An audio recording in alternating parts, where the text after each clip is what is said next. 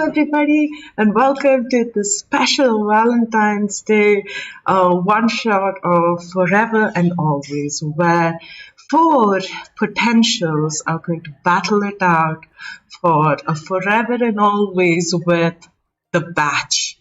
Now, before we start, let's just set the scene. So, you watch as like this camera just kind of like zooms into the small room, and over there you see a lonely figure sitting, scribbling something in their notebook when their enchanted mirror right in front of them pops up and shines. And in it, you see this little red tiefling with long black hair adorned with gold. This person sitting by themselves looks at the mirror and says, "Ah, Kumi, I hope you have something better for me tonight." This bard puts herself up and says, "Oh, my dear, don't worry no more, mi amor.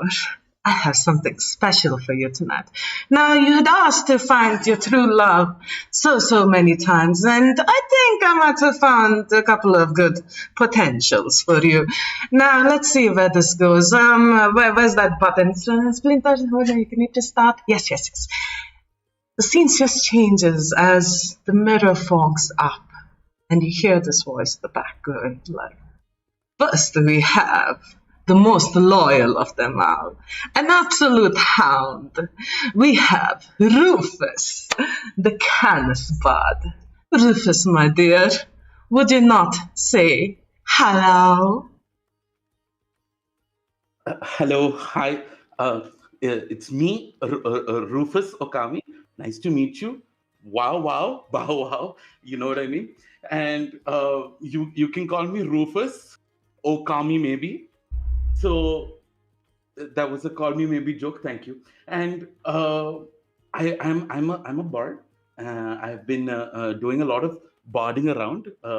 I love music, long walks, and I love to fetch. And if you have a bone, I'll be there to.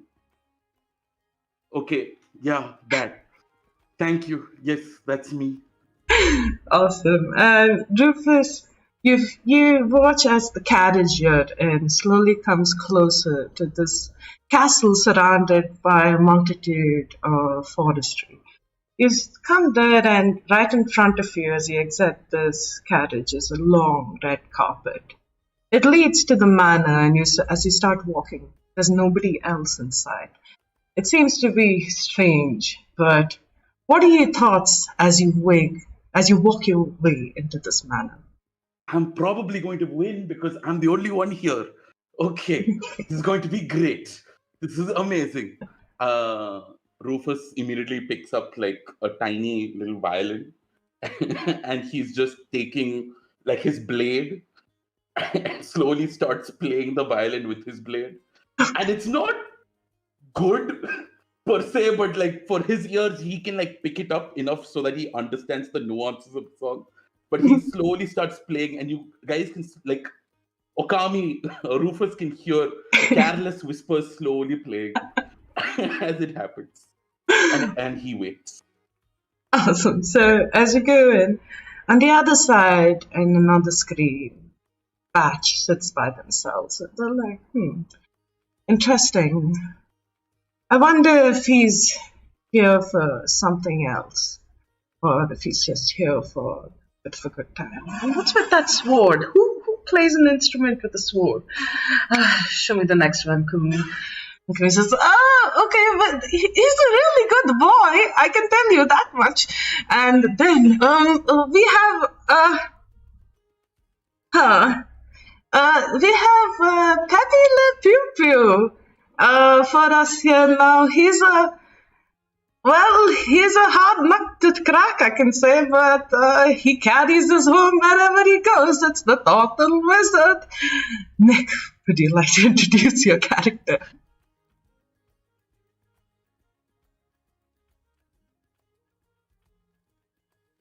In the true fashion of Pepe Le Pew Pew, you have muted yourself there, Nick. Good start. Yeah, Peppy is quite short for a turtle. Doesn't have necessarily the warmest or most open body language.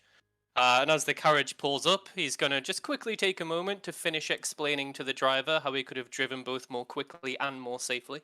A little more efficiency on the horseshoes.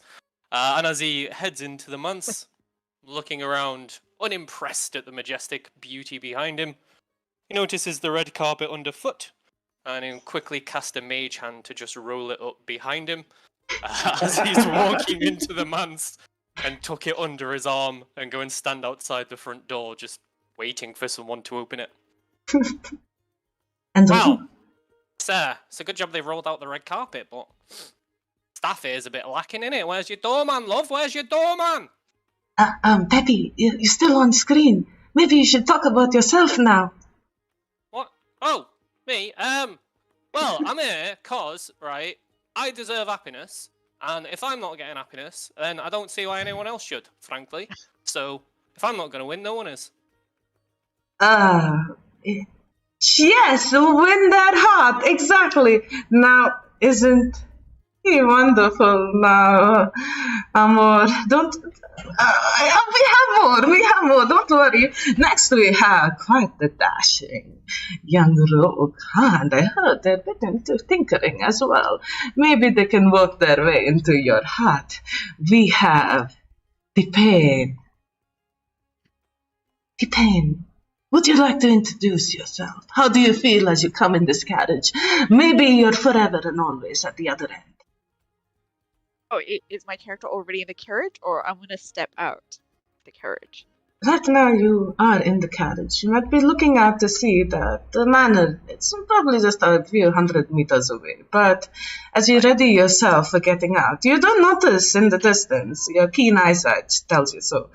But usually the crew wouldn't be here for these filming scenes. But you see as these two little gnomes just quickly run up and start rolling down the carpet, and they're just like whispering very harshly to themselves.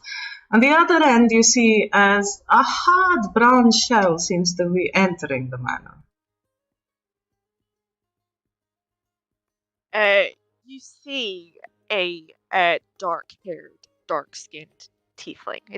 The skin is a lot more darker than the usual hues. Immaculately dressed, eldritch knot, one leg over the other, just brooding out, looking out the carriage door. One hand, he is fidgeting with a silver medallion, just flicking it on and about. He drawls, not making contact with the camera. Life is a complex dungeons of mimics. You can never know what you're going to find until you encounter one. I am a connoisseur of beauty, and I've heard beautiful things about this lady. And that's it. And T-Pain does not say anything more. Looks at the camera with one eyebrow perked, and then returns looking. I'm hoping that the carriage makes way, and then gets off very precisely. Pushes his cuffs back, pulls on his suit, brushes away a few pieces of lint, and then makes way to the manor. Sure. And you see as the batch talks up a little bit now. Now that's quite interesting, Kumi. I think you might find someone to have a little fun with at least. She's like, yes, whew, that worked. Next we have somebody who values family quite a bit, is very fond of his mother, and is very respectable, a gentleman, a true gentleman. That's what he is, of course. That's what he has been in numerous fights of wits to get himself to go somewhere. But anyway, so we have now. Oh, what is your name, Jeevan? I forgot. Dinky. Dinky, yes. You see a little rock knob in like a suit, and then he is just like fully calloused hands, like darkish skin. His hair is like definitely gelled and like pressed against his head and like parted on the side. And then he also has like this pigeon familiar on one side, and he's just like you see him like going through a bunch of cards. And he's like, I don't know if this is good. This is good enough. We're on camera. Hi there. I am Dinky. It is a pleasure to meet you. Dinky, the camera is here. Straight ahead. No, straight ahead. Yes, look down. Yeah, perfect. Yes. On a scale of 1 to 10, you are a natural 20. How did I do? And the pigeon goes like, you did well, buddy, but like, keep at it and you'll have us soon enough. Like, okay. And then I'll just like brush myself and I will like get off the thing and start entering. Awesome. So as dinky as you get out and you enter this manor as well, the batch who's sitting by themselves in front of them says, well, you seem sweet at least, but when did you set this up for Kumi? Like, they look like they might be just outside. Oh, yes, they're outside. Oh, what? And you see as like this person just quickly says like, what? Wait, there was a camera here all the time. And then just you see as like this hand slaps the camera and pushes it away. And they start to get prepared to meet you all. Now, down in the courtyard, you enter and obviously the first people that you see are each other having just recently come in together. But apart from the four of you, there are a few people scattered about. You see this seems to be like a bugbear standing by the fountain and going like, I'm Wrecker the Wrecker. I don't know how I came here, but I came here to wreck. And then... What? And then you see this this dwarven woman with like long red hair, long red beard as well, standing there, and has a similar pigeon to your own, Dinky, but on her shoulder, and she's discussing with someone. Yes, like, well, my granny, she's a cleric. She doesn't really get what it feels like to be a wizard. She says that magic doesn't exist. But like, yeah, believing in stuff, that exists. Huh. Well, I hope the people here believe in something better. And you just hear all this mindless conversation.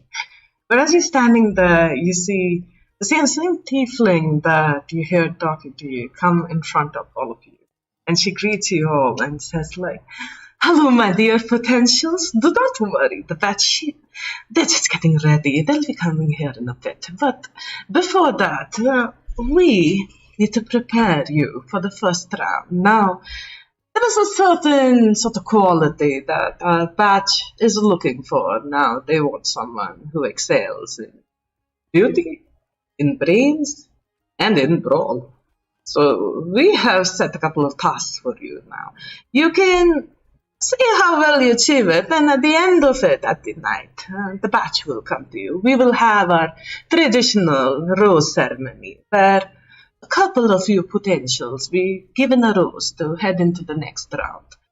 Until then, keep your wits about you, and know that anything goes. Absolutely anything. You want to like do a little stabby, not the naughty kind yet, but the other kind, go for it. We love the drama. And if you do happen to entertain me and the batch too, maybe we'll give you a couple of points of inspiration, maybe, give you a little bit of help. So, as you prepare for the night, I want you all to think, how would you present yourself? What is the most beautiful form, the most spectacular fashion in the way that you could introduce yourself to your potential true love? Think about it a little bit. Work around there if you need to. We do not mind the fireworks as well. You could do anything that you want. anything. We do have a couple of people here that maybe aren't really wanted, but maybe you could handle getting rid of them too. hmm And she just kind of like waves her hands. I'll see you all in 2 hours. Now, as you stand around this courtyard, I'm gonna pull up the map for everyone. 1 sec. Okay, you all able to see it? Awesome. So, let's see. Now, I am gonna pick some random tokens for y'all.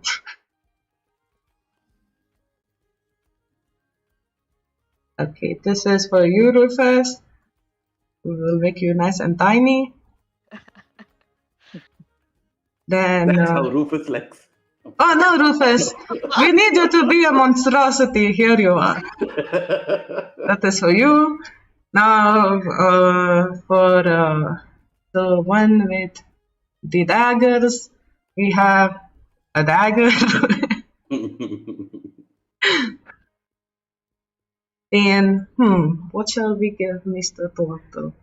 I will give you the stink eye. And now, for the mama's boy. So you remember you are a mama's boy. Now, so you guys can I'm gonna throw in a couple of more tokens here for potential others that you can talk to. But I'd like you to tell me what you'd be working on for your little performance a bit later. Are you also going to interact with any of the others? Are you going to talk to anyone? Are you going to do anything? Let me know.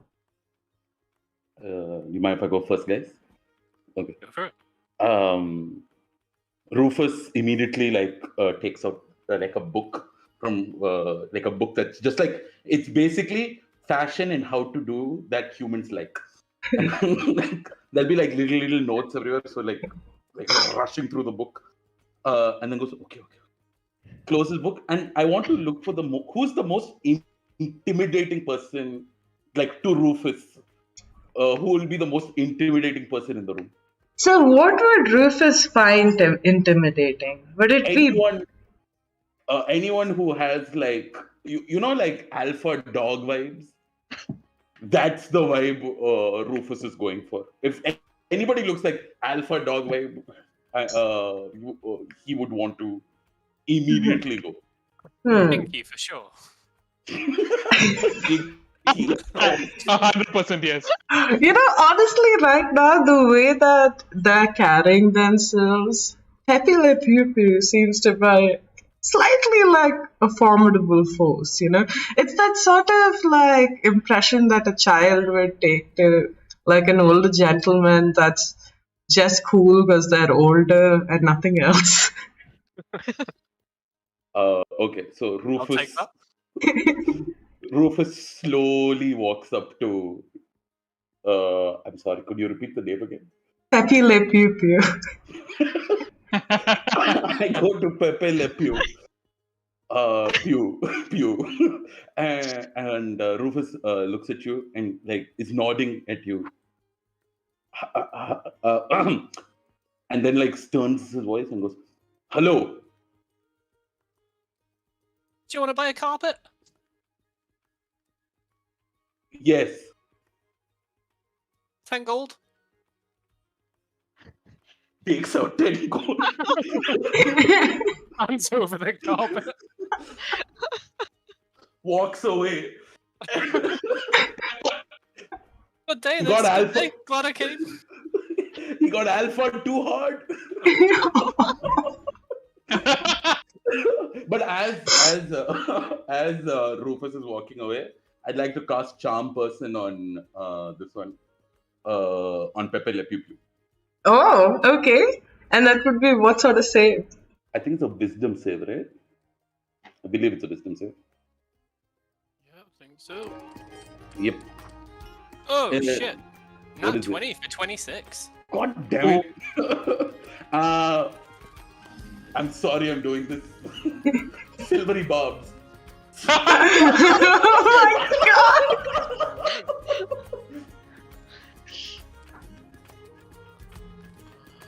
god! Chaos, utter chaos.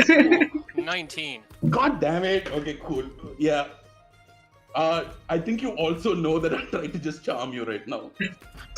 Yeah, You're so intimidating. actually, I'm gonna look around and see if I can see any cameras. Oh, And just with like one eye on the camera in a way that Peppy does not realize is entirely obvious, just goes, "Jeez, lad, if you're gonna try and take me out of the tournament using underhanded magic, at least be good at it."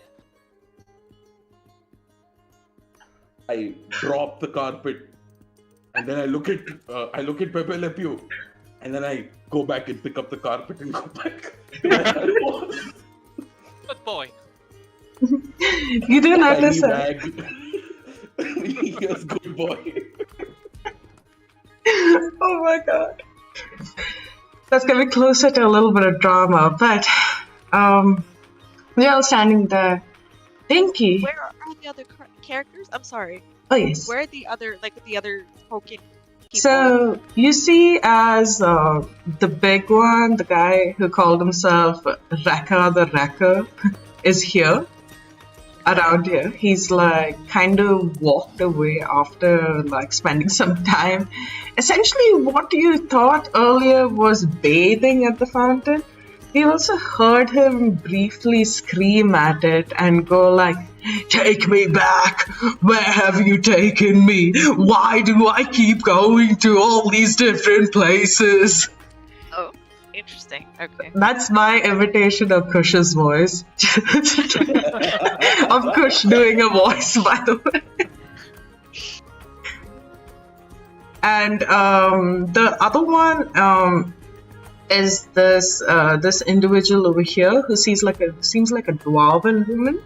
She seems to be whispering something to her pet pigeon all by herself. Alrighty. You also give me. So, what would you be interested in right now, T-Pain? Would you be interested in talking to the others? Would you be interested in stealing? Would you be interested in maybe getting a one-on-one conversation with the batch even before the others do? Right. No, I'm just gonna observe these people. Pretending like I don't know that the camera is watching. I'm gonna walk slowly, casually, hands in my pocket towards the fountain, which I'm imagining is like having, or it's working, or it's active, whatever. And stand with one foot forward, very prettily, and push my hair back, getting all that TRP, you see, and then gazing just into the water, touching the droplets, letting my hands flow into the stream.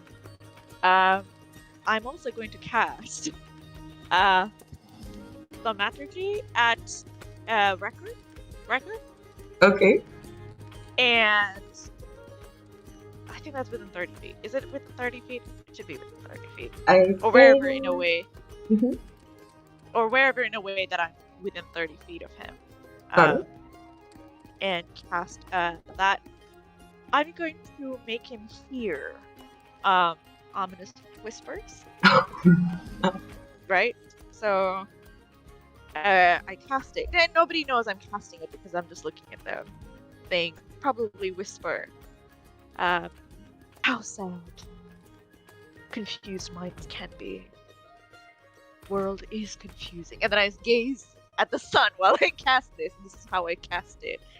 And he keeps hearing whispers for the next 3 minutes about how he shouldn't be here. That this is a punishment.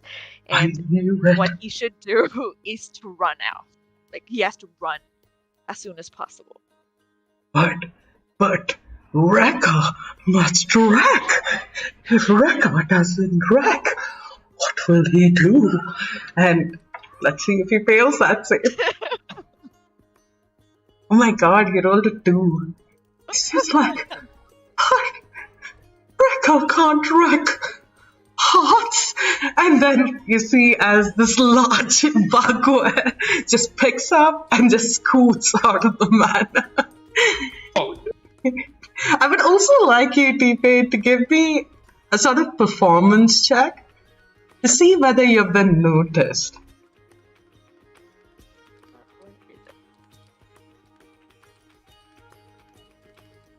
Haha. Okay. That was a nat 20 for a total of 29. I'm also an expert in performance, just so you know. So Oh! while this bugbear kind of runs out, I would be like, oh my, seems like not everybody can take the heat. And I look at my nails, push back my hair, and then just stand there. Rufus is like standing looking at all of this and going like, who's the alpha again? But in Drops the carpet this time. Kicks it. a short cutaway, you do see from, you don't notice this, any of you, but in the tower just in front of you, a figure seems to be watching all of you. And they take notice of you, T-Pain, and they're like, my, that was quite impressive. I wonder what they'll show me tonight. And then you have like this horrible voiceover. Kumi's goes like, well, the potentials have come together, but the potentials have come together, and what can we expect from tonight? Love, romance, sabotage, or more. But we can definitely expect the drama. Let's look at what Dinky, stop! What are you doing? Dinky, what are you doing?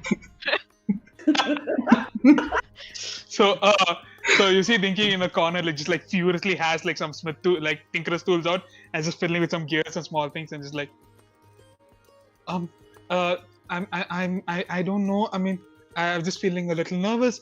Like everyone is am I overdressed? Because everyone has like this cool, like, you know, like just from like just came out from work, but like suave to them, and I feel a little overdressed, and I don't like crowds and like people, and I don't know. And then the pigeon on his shoulder just goes like, you don't worry, kid, you'll be fine. Just like, you know, just be yourself. You know what? Don't be yourself. Just listen to everything I have to say and do exactly that. And I was just like, and he's just like biting his nails, and he's just like watching like the people go out. He's realizing that there are people already like coming into pressure and like abandoning, so he's also like very guilty about it. I don't know why I'm here. I don't know why my mom makes me come to these things. I don't want this.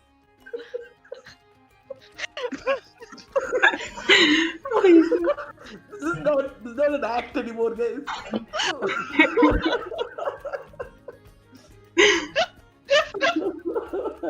Okay. So, as we now I see a couple of people voting in the comments about who their favorite potential might be. If there's anyone in particular you would like to give inspiration or how they've carried out their scene, give it now, and I'll grant it to them later. But until that happens, you see this space. There doesn't seem... is anybody doing anything about exploring the space or like doing anything to the other potentials, anything like that? Yes, I would like to talk to the dwarf less. And essentially, I'm going to imply that Dinky has expressed that she's quite attractive. I'm going to see if there's any reciprocity there, and if there is, I'm just going to be like, hey, small people with pigeons, right? I mean, it's fate that you're both here at the same time. Go and have a lovely time together. Thank you. I never got your name, good sir. I'm Dinky. I hold out my hand. All right, Dinky. And I'm going to shake his hand quite roughly and say, my name's Peppy. People call me Peppy the Pew Pew, but I've got no idea why, to be honest with you. Okay. Nice to meet you, Mr. Pew. We will. May the odds. He'll pick one of his cards. Are you proficient with a longsword, or are you just happy to see me? Why not both, lad? Why not both? Okay. It's working. Yeah. Good to meet you, sir. Good to meet you. Yeah. Hope you have a What lovely evening. Don't know if you've noticed, Stinky, but that dwarf lass there keeps giving you the eye, mate. Oh, I did want to go talk to her. I mean, she also likes. It's a pigeon. It's like this is not really a pigeon. It's it's like, and then there's another pigeon is just like I don't have lunch yet. So like, don't eat the pigeon. It's alright, I'm in on the Like, game. thank And Pepe's gonna go by his shell, and a little soft grey tiny cat head is just gonna poke out the back of his shell. Don't worry, mate, I'm well familiar with this game. Oh, that's nice. Is he good to you? Is he nice, kind to you? Does he talk to you?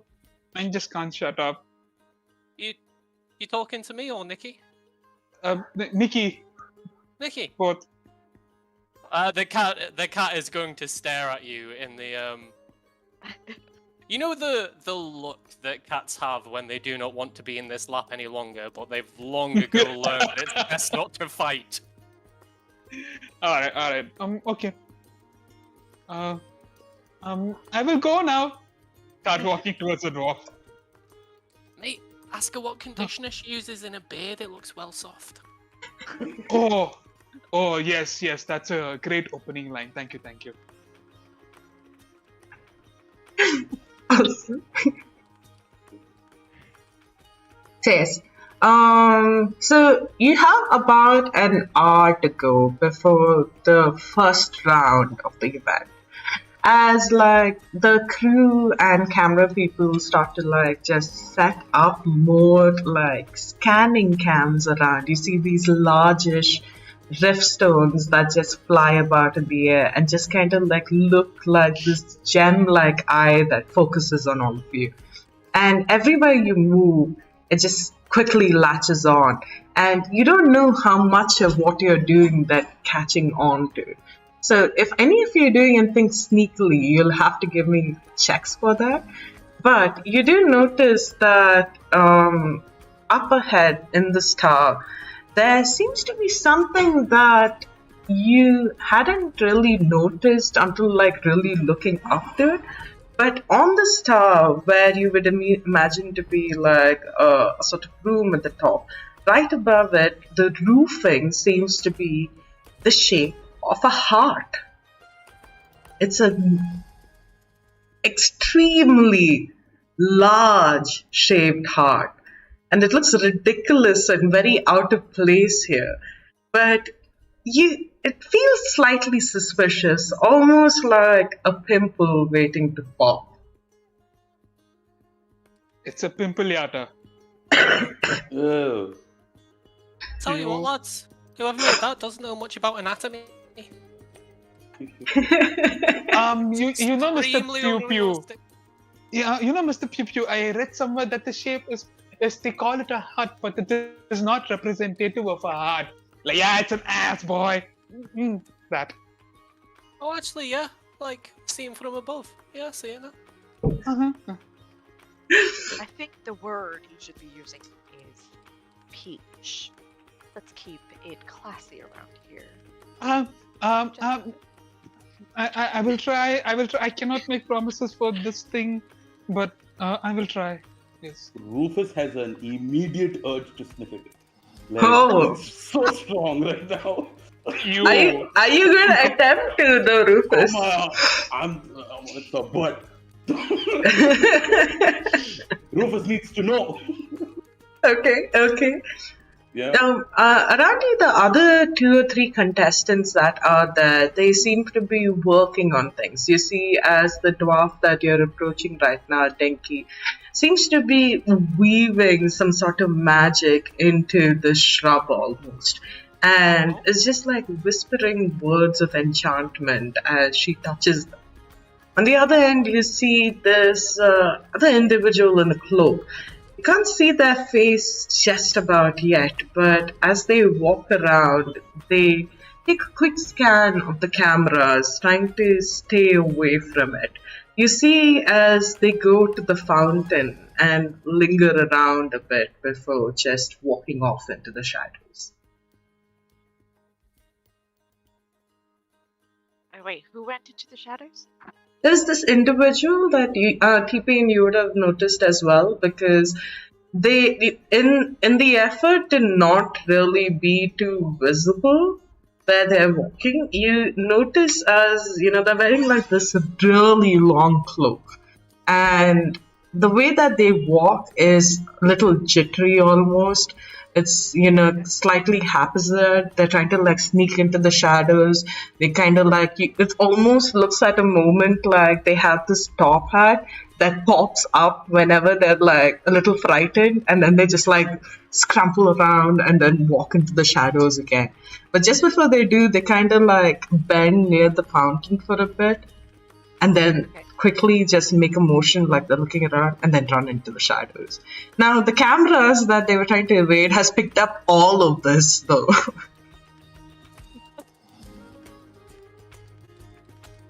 So And- I have nothing to do. I think T-Pain's is going to... it's these smaller towers in the courtyard, are they like a... What do you call... What are those things called? Is it like a shaded area where people sit or something like that? That's So, what I'm... yes, so spaces here look like shaded areas. Okay. And it looks like it's basically an entryway to get into parts of the castle. Okay.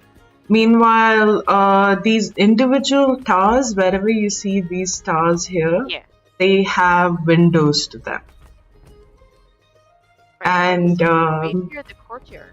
Or are we supposed to go in? from what you remember the bard telling you, she mostly said to make a sort of performance in this area. Right, we need to prepare for a performance. Yes. Okay. And Are we preparing a performance to give ourselves also? yes. Oh fuck. Okay. So, so basically what you can do, okay, just to kind of set the scene a little, the first round is to make your introduction to the batch. So essentially it's kind of going to be like a sort of beauty pageant where you're Right. called and you walk down and you do something spectacular to impress them. Right. Now, while each of you are doing that, all of you have one chance to do either a sabotage or a help, okay, to any of them. Okay. Now, luckily enough, Dinky, because you've been doing extremely well in impressing the audience that's watching you, you get one inspiration. Okay? Hey, let's go!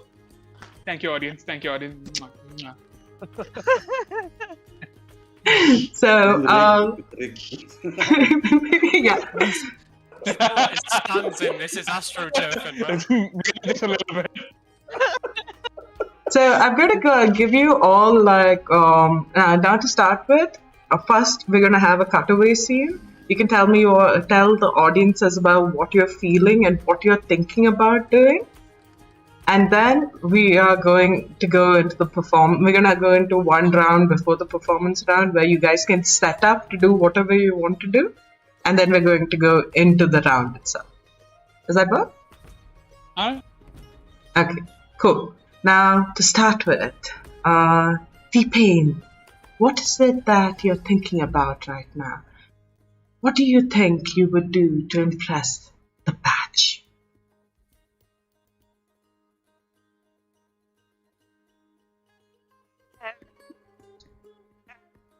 T-Pain is slowly taking off the eldritch knot of his tie, loosening the cuffs of his suit, and taking off the blazer. And you can see a very well sculpted body that's got like plastered with skin tight white shirt, as you do. Hangs the blazer on one side or the suit on the one side. Clears his throat. Seems to be very focused on his task. It's very leisurely, almost as though he is performing for the camera itself. Almost seductive in his move.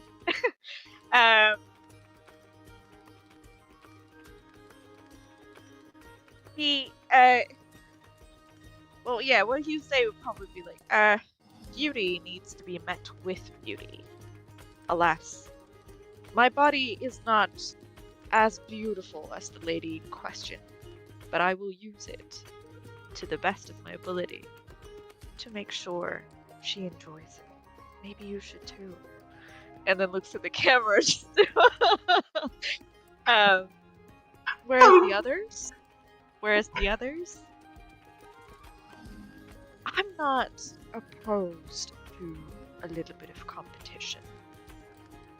Everything that takes effort is just sweeter, better. And then that's it. We'll see how things go. Awesome. And to the rest of you, you just see T-Pain standing by the fountain, just where the light hits his white abs. Yeah, it's like the skin, in the sunlight, the sun pouring in, his skin is like shiny. the tone is a very like I want to say, what was the guy's name from Twilight? Edward Cullen. Oh right, yeah. So it's Like not how- sparkling. I like how everyone's screen but Nick's lit up and all of us went Edward. Yeah, Nick was the only one who was like, no. Yeah, I took a second to, I was like, should I say it as fast as I think it? Or should I wait a second? It's not sparkling, but then the offset of the tone is beautiful. It's like the golden hour, and then the colors just, everything is the courtyard, the sun, the way his clothes are, the color and tone of his clothes, this beautiful rich navy. Everything is just picturesque. Amazing. And as you stand there, T-Pain, next off camera, it's like there's just like Rufus, it's your cutscene. Come here. Yeah. Okay. Yeah, so He yeah, sits the chair there, and he's like, tell me when to get on. Yeah. So Rufus, remember, you need to tell us how you're feeling, what you're thinking of doing, and just keep it natural, okay? Don't worry, Rufus. Cool? Got it. Yeah? Wow. Yeah. Okay, you're on. Go ahead. So Rufus starts. The camera's running here. to the chair. The camera's Oh, here. sorry. Rufus starts running towards the chair, misses the chair, falls, and then slowly gets back up and says, "Hi. So I have many ideas for today's session. So I take out the violin. I'm gonna play the violin for Madame, and like I bow a little bit, and I have this carpet, and it's going to be an awesome. I'll put it at the start so that like when I walk in, it'll look cool. And then I have this other idea. Like he gets up and he starts taking off his clothes, which were actually really nice. They were like really like it worked with his skin tone. It worked with everything. The minute he takes it off, it's colorful garbage. Like it's like there's like one yellow feather here. There's a red dragon stone like a picture here. It's like he did not understand color combinations when he grew up, and also that he's colorblind, so he has no idea what colors match well with him.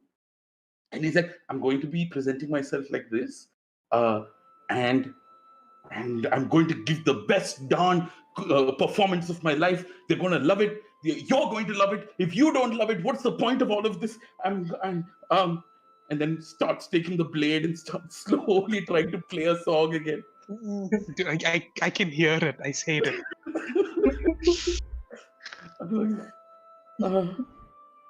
That's it. That's And great, then Rufus. That's great. Oh, who do we have next? Oh yeah, Dinky. Oh yeah, his mom told us to be extra nice to her. So yeah, and you heard about her. I mean, she's one of the meaner patrons. Yeah, Dinky. Hello. Tell us about yourself. You look great, Dinky. How are you feeling? Thank you. The quote was given to me by my mom's explain, like, they both of them are like a thing, and they just want me to have the same kind of relationship that they have. And then the pigeon is just like, but anyways, uh, I made some things. So I have like this little like clockwork thing that I'm making, and this music thing, that I'm making. And then like, this is what I do. This is what I love. This is what I normally like doing, and I'm just like hoping maybe she likes it. But the yeah, and everyone else seems great. I mean, may the best southier wins. Yeah, and then there's like a minor illusion of a knife next to the pigeon. Like, if this fucker doesn't win, I will cut all of you by the pigeon. Oh my god. This is not an empty threat. Y'all want a piece of this? Yeah. And the pigeon licks the fucking blade, I guess. Amazing. Picture the pigeon cutting its tongue and trying not to show it for the rest of the thing. Like. No, just ignore the pigeon. I mean, he's kind of he belongs to my mom's like old lover, and he's just trying to help me out. Get a partner. Like, get laid, buddy. Partner. Oh my god, so sweet. And then we must go to a grumpy old turtle by themselves. What are you doing right now, Peppy? Is there anything that's caught your eye just of yet? And how do you think you're going to win it all? Get the badge? And do you have any plans for the other potentials? Nice camera. I'll give you 10 gold in the carpet for it.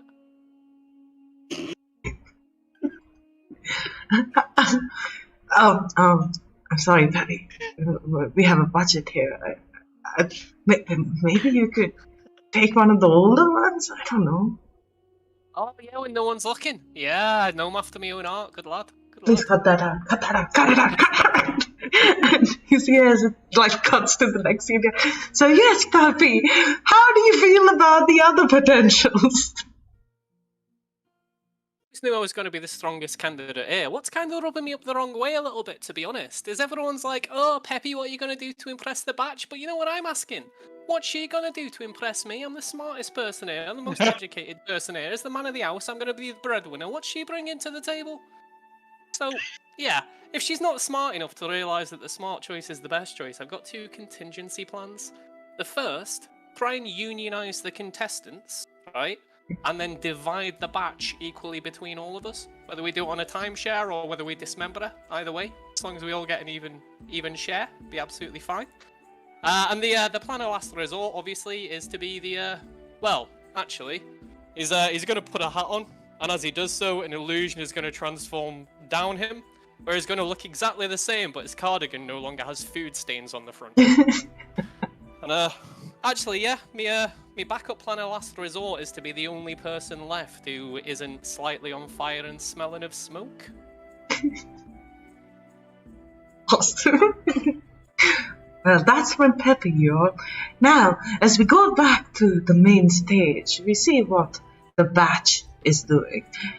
And you see as the camera enters this room, and there's just like these series of close-ups as a person puts on like trousers, puts on like this blue shirt, puts on this really nicely cut suit as well. You see as like they push up their hair, and it's these short pink locks, and their eyes then turn to the camera, and it's piercing blue, and they say, "Amor is ready," and they walk up to the front.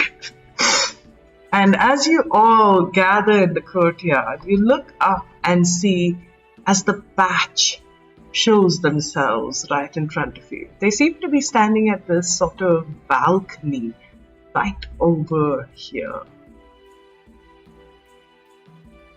Now they look down at all of you and they say, "My dear potentials, I didn't really know about all of you before today, but I see my friend Kumi has done a good job of finding you, I guess. Well, I'm not really sure what she said, and I'm not really sure what I want, but I do think that some of you here, and her eyes kind of linger on the four of you, and she says, some of you here might be just interesting to watch out for. So, well, I don't really know what to say apart from thank you for being here, and I hope I don't break your heart. I'm sorry if I do. And, they're just like really shy and standing over there, and they're just like, oh my god, I don't know why my makeup's running now. And they have this weird habit of like just pulling at like the tip of their elven ear, and they're just like, oh, this is making me so nervous. There's so many cameras. I have a Oh, question. why are there so many cameras? I have a question. How far away are they?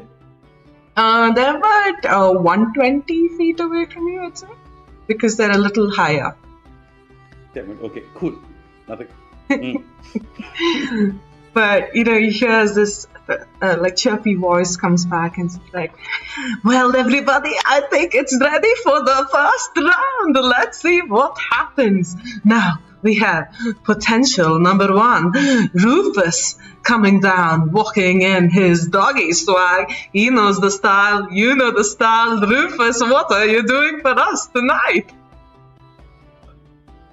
So I look at the camera people. I'm like, can you dim the lights? Yeah, cool. Okay. And you And see then us. spotlight. Okay, cool. Awesome. Cool. So Rufus takes out the violin. Is about to take out the blade. Throws the blade away. Pulls out the bow, an actual proper silvered bow, and he puts it on his violin, and he starts playing careless whispers. He starts playing this, and he casts hypnotic pattern in the middle of the room. He sees it's basically a disco ball that appears in the middle, and it's like the light is basically hitting it, and it's hitting everybody in the room. And Rufus has never seen more confident before, but he's closing his eyes and just feeling the music and going with it. But he thinks for a second, and as the song keeps playing, he casts Silent Image. Oh my god! And there is this image of him, Rufus, and of the partner that he's supposed to win through. And both of them slowly dance in the middle of the globe. And he just keeps playing. Also, I went way too hard on this because it's also an enthralling performance. So imagine being 60 feet in front of me. They all are possibly charmed if they have to do a saving throw. Oh my god. Okay, so I'd say that the others would be here at the back. And so Rufus, you'd be in front here now. Mm-hmm. And 60 feet, you'd definitely be able to get all the contestants at the back. I wanted to. Oh my god. Awesome. So you wouldn't be able to get the badge, but you're getting all the contestants. And what saving throw are they making? It's a wisdom saving throw. Oh my god. Guys, give a wisdom saving throw. Oh no. Let's see. 19. God damn it. God damn it. You know what? I've done too many actions. 14. 14? Oh my god. Okay, so the dwarf got a natural 1. And oh my god, okay, so the cloak figure gets a natural 20. That's okay, cool. Oh, damn it. Okay. So what are Dinky and oh my god, the two pigeons.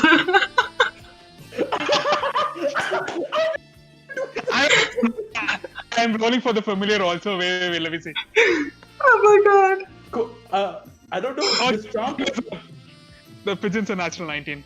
Oh damn it. Pigeon. Oh my god, no, this thing, the dwarf's pigeon goes crazy as well. What are you doing with the pigeons, Dinky? While your pigeon remains sane. I feel like Dinky is just like so enthralled, and Dinky is also like slightly swaying a little bit. There's like a drop of spittle coming down his side, and then the pigeon on my shoulder is just like is just like trying to like cover my face with its wings. Like, what the fuck are you doing? What the fuck are you doing? Get off of me! What the fuck are you doing? I want to see.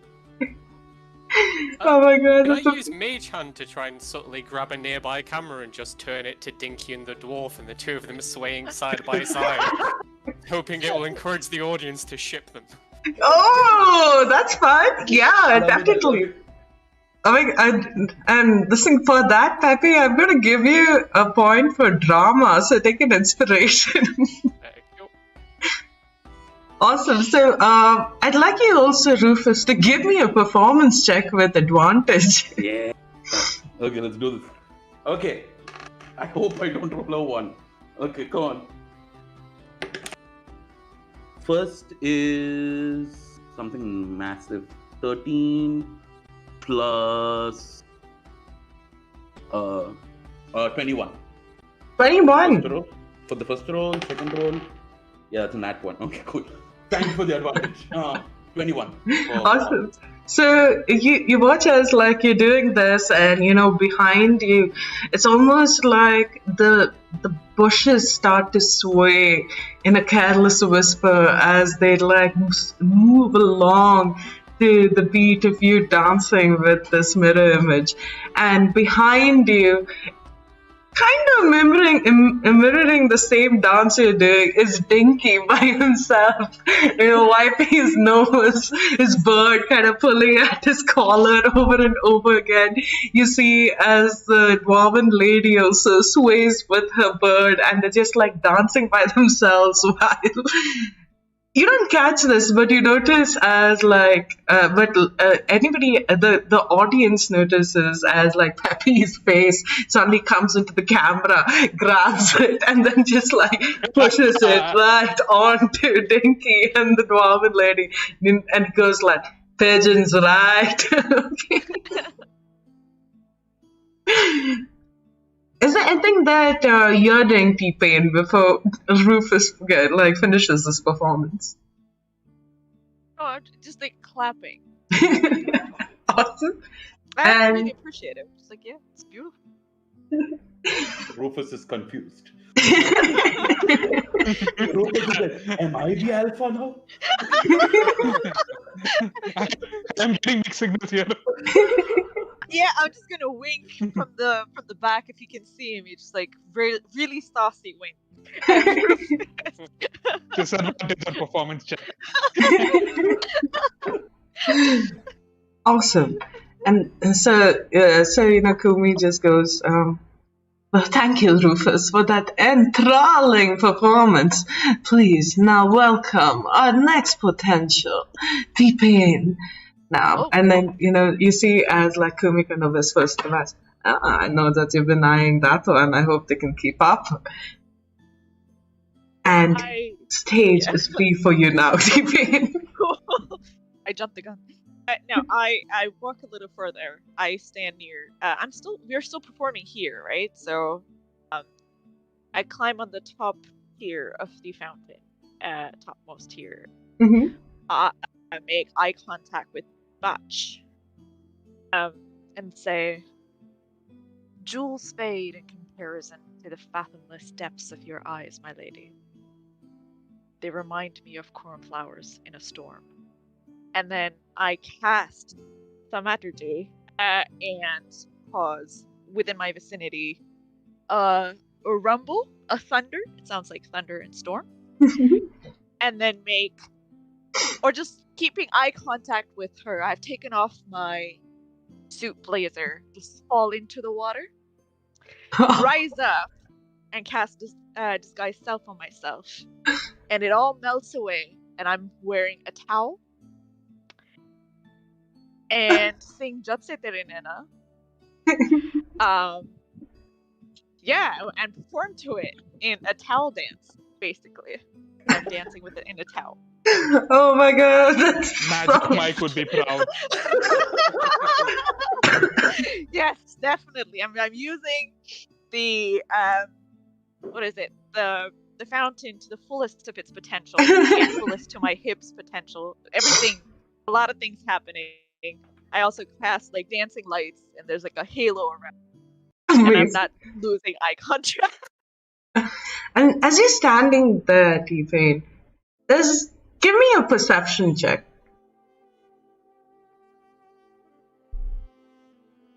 Nat 20. A nat Yeah, 20? what is God? Oh my god. You hear as you make this declaration of love almost to the badge. In your vicinity, someplace almost closer, like the bottom of the fountain almost, you hear a soft ticking noise. Tick, tick, tick, tick, tick, tick. Oh.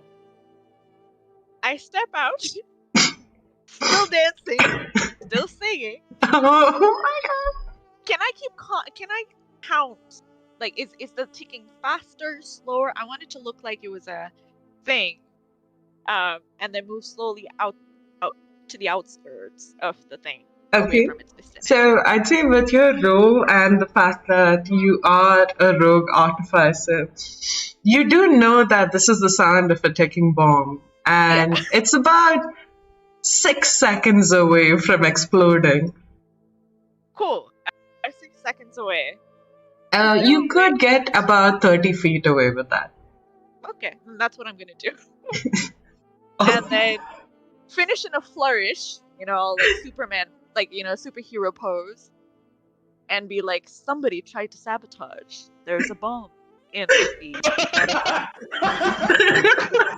And as soon as you do that, right behind you, there's like a explosion as the fountain bursts, and like streams and jets of water just flash around you, mixing with your thaumaturgy, as like a sparkle of water just falls on you. Give me a performance with an advantage. I'm also gonna say kabloom. Oh my god. Wow. Well done. Oh, that was a 15. Oh, with Amazing. advantage. Alright. Cool. 27. Wow! Holy wow! A 27? That is ridiculous, okay? Someone's definitely getting a rose tonight.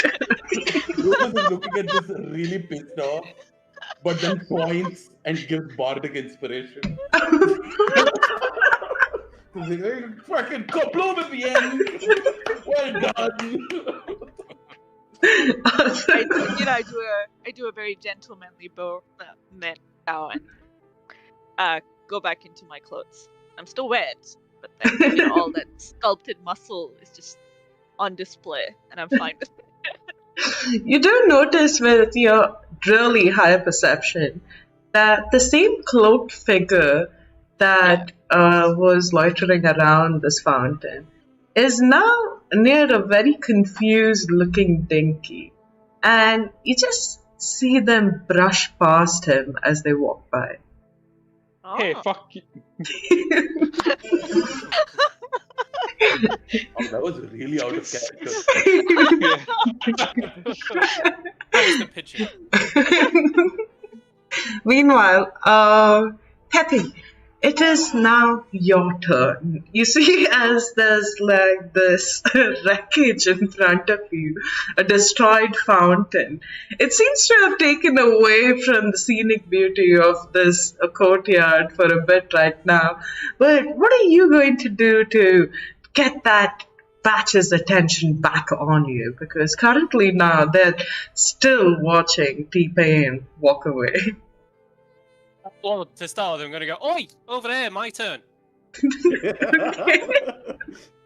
Can we have some peppy music, Hakan? Okay. Yeah, I'm gonna go and stand in the rubble of the fountain and look around and say, you know what, this is actually quite appropriate, cause if you choose say brains over beauty, then it's gonna last forever. I'm still gonna be a master of quantum thaumaturgy 20 years from now. But if you take the shallow choice, 10 years from now, and I'm gonna doff my hat, and as it goes back on, I'm gonna look like T-Pain, but a little older, running to fat, like slightly less attractive.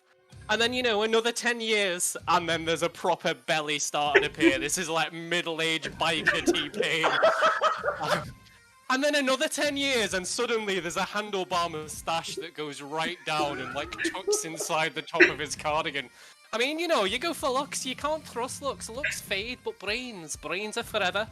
And yeah, you look like one of them feminists, but you know what? Fuck it, I'm a romantic, have a rose. And I'm gonna mage hand one of the flowers from the garden, and mage hand it over to her. They say, fucking brains last forever, romance lasts forever. If you're gonna be a silly, shallow dickhead, you'll get what's coming to you. Peppy out! Oh my Holy god! shit! Oh my god, that's awesome. So, you do have an inspiration, but give me... What check would this be? I think... Roll shit talk. Roll for asshole. Yeah, roll for asshole, but give me an intimidation check. I can't wait. Do it. Alright, I'm gonna use my inspiration here. Oh yeah, it does work on D&D Beyond. Alright, so... Just one thing. After I see that thing, I think Rufus just likes everybody at this point. Bardic inspiration. So sweet. Can I use that now? Yes, I think you get a It's a Okay. D8, wow. Yeah. Wait, isn't it D8? I thought it's D6 at One the second. D6. It's a D6, sorry. It's your level attribute. Yeah. So, I have one of those right here. So, Come on. hey, with advantage and a bardic inspiration, that is a total of 12. No, it's not. Fucking. I'm gonna use this. Silvery bobs. Do it again. Oh my god! Thank you. Wow! I've never seen so many bars be used in this way. Come on. Oh, you have to use the new roll, don't you? Yeah, you have Yeah, to do yeah. the roll. So that's a 6. Wait, yeah, I did that on purpose. I think with it being a 6, I'm so sorry. it's alright. With it being a 6, if you're happy for this to happen, Shay, I think it makes sense for Peppy to get a little pepped up at the end of his thing and go for a full mic. Yeah, and you know what? If you're gonna be fucking silly, serves yourself right, you'll end up with a foul cunt. Peppy out! And as he turns to go and stride off, he's just gonna catch his foot immediately on a bit of fountain, completely unprepared, and just end up skidding a few inches on his chin along the courtyard. Oh my god! You didn't see that? Didn't fucking happen. Going in my shell. Leave me alone. Fucking eat you all. Oh my god! That was so sweet! Oh my god! Oh god! I don't know how many. You know what? I have to give both Rufus an inspiration for sabotage. That's intense. and Peppy, you get one more inspiration for just creating that drama and really driving through. Awesome. So, as Peppy walks off, I'm thinking, is that little bit of hysteria wearing off you yet? I will collect myself. I will regain whatever composure I can from that. Well, that I'm still reeling from a performance which was first, and then 3 other things have happened. And Dinky will like timidly like step up to the fountain, and then Wait. now Before he does, if he crosses my path, I want to do like a quick check on him. Like I saw the other character do something, but I don't know what it was. Can I? What do I have to roll? Do I have to? It's like an investigation on his person. Yes, it would be an investigation with disadvantage though, because he is moving. But you could give me that. I would tell him like, be careful. Sorry.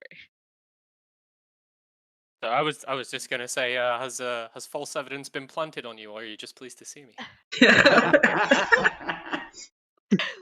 That's a 13. A 13.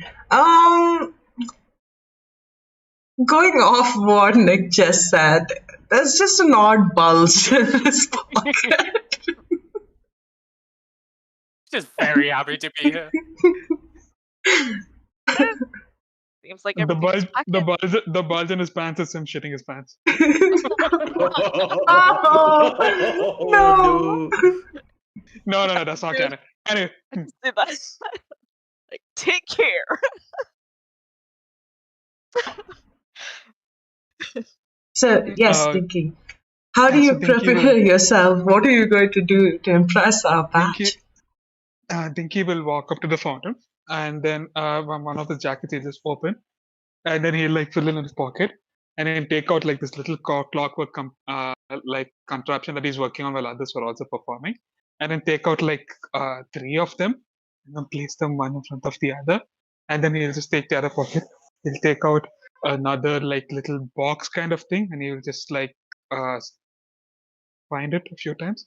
He'll place it, and then he will open it, and then tunes start playing from it, and then he will like take out voice, and he's like, look at the verse and like, I don't remember casting Summon Celestial, yet here you are. And then the music starts playing from the box, and all these clockwork things start dancing in unison, and then he'll be like, you get in there, and then Chuck the Pigeon also, Pigeon's also dance, he's also dance. Like, I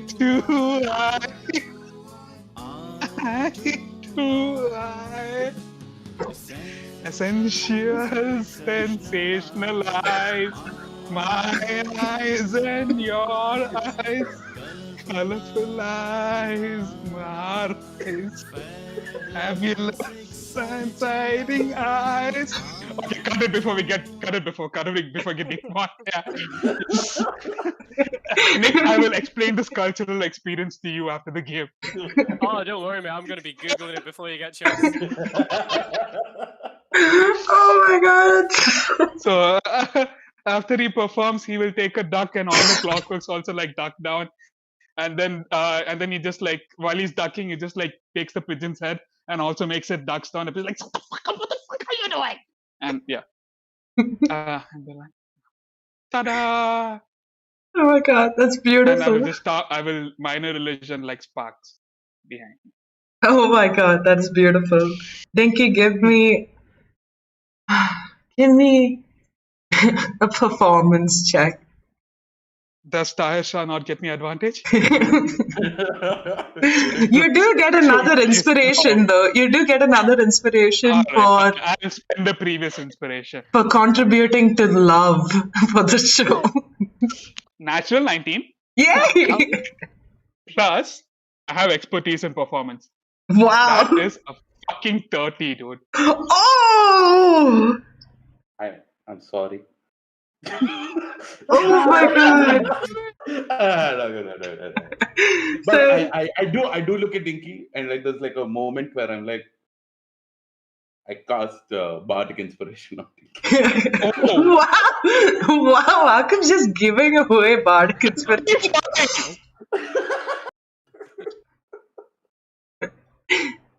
So as Rufus understands the game right now.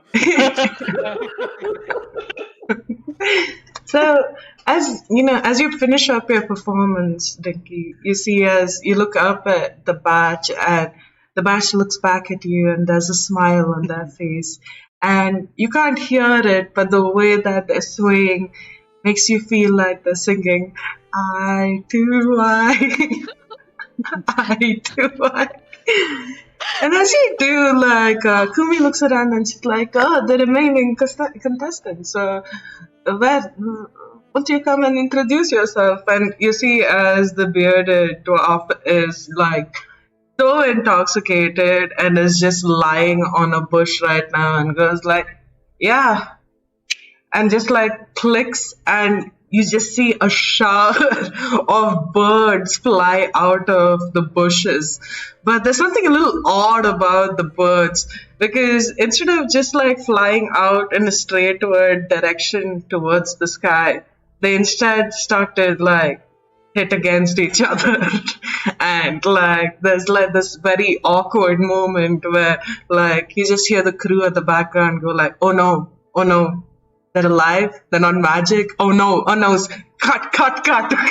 And they go and start like just catching these birds. It's like, who invited the pigeon killers here?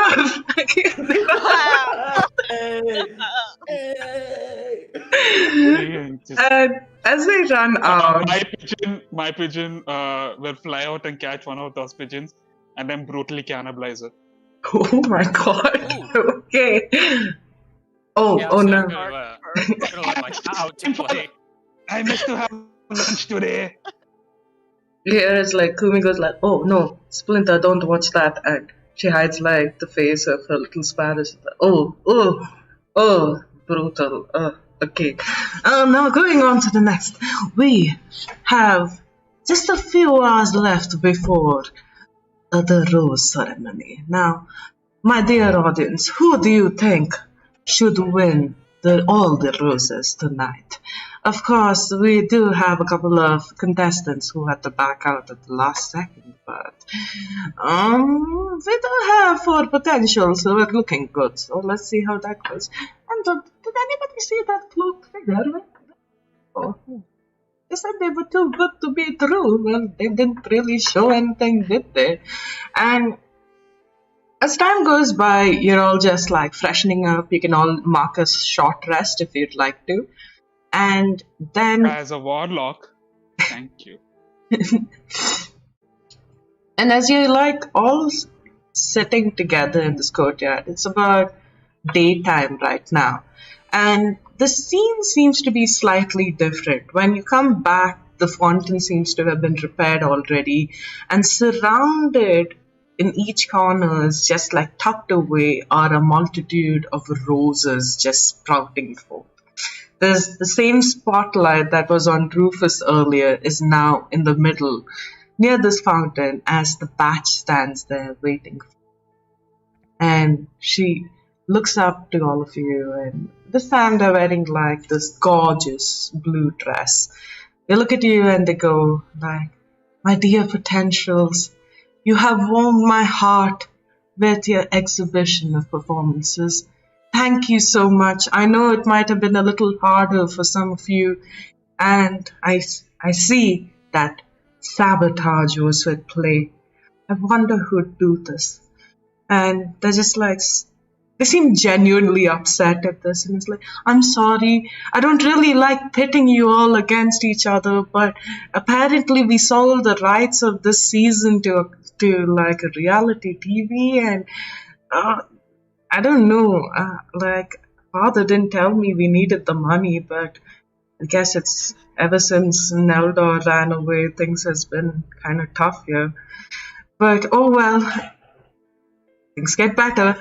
So I'd like to hand you each a rose and thank you for what you've done for me today. She walks up and she's like, T-Pain, will you accept my rose? Yes, I do. I take it. I kneel on one. Before I take it, I kneel on like one knee, and then kiss their hand. Yes, thank you. And I just take the rose. I don't say anything else, and then I sniff it and look, underneath my lashes at them before I move away. Oh my. literally got to skip a beat. Oh, Dinky, that song. How did you even think of the lyrics? Oh, I saw it at a play, and then whatever I remembered by ear, I tried to replicate. I really liked that song, and I look at the thing, and damn, baby girl, we don't need to cast stone skin to make this bedrock. Uh, do you know what that means, Dinky? No, the cards are given by my pigeon friend and his master, my mother's girlfriend. Oh, Yeah, I mean that lady is a piece of work. She's like, I mean, good intentions and all, but like her horns and like the tail and red skin and wings and all is a bit too much. But she's helping me and giving me magic. Yeah, so, yeah, it's nice to be. You have a very lovely place. oh, thank you so much.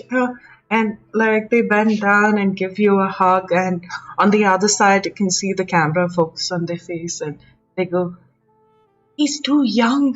Okay.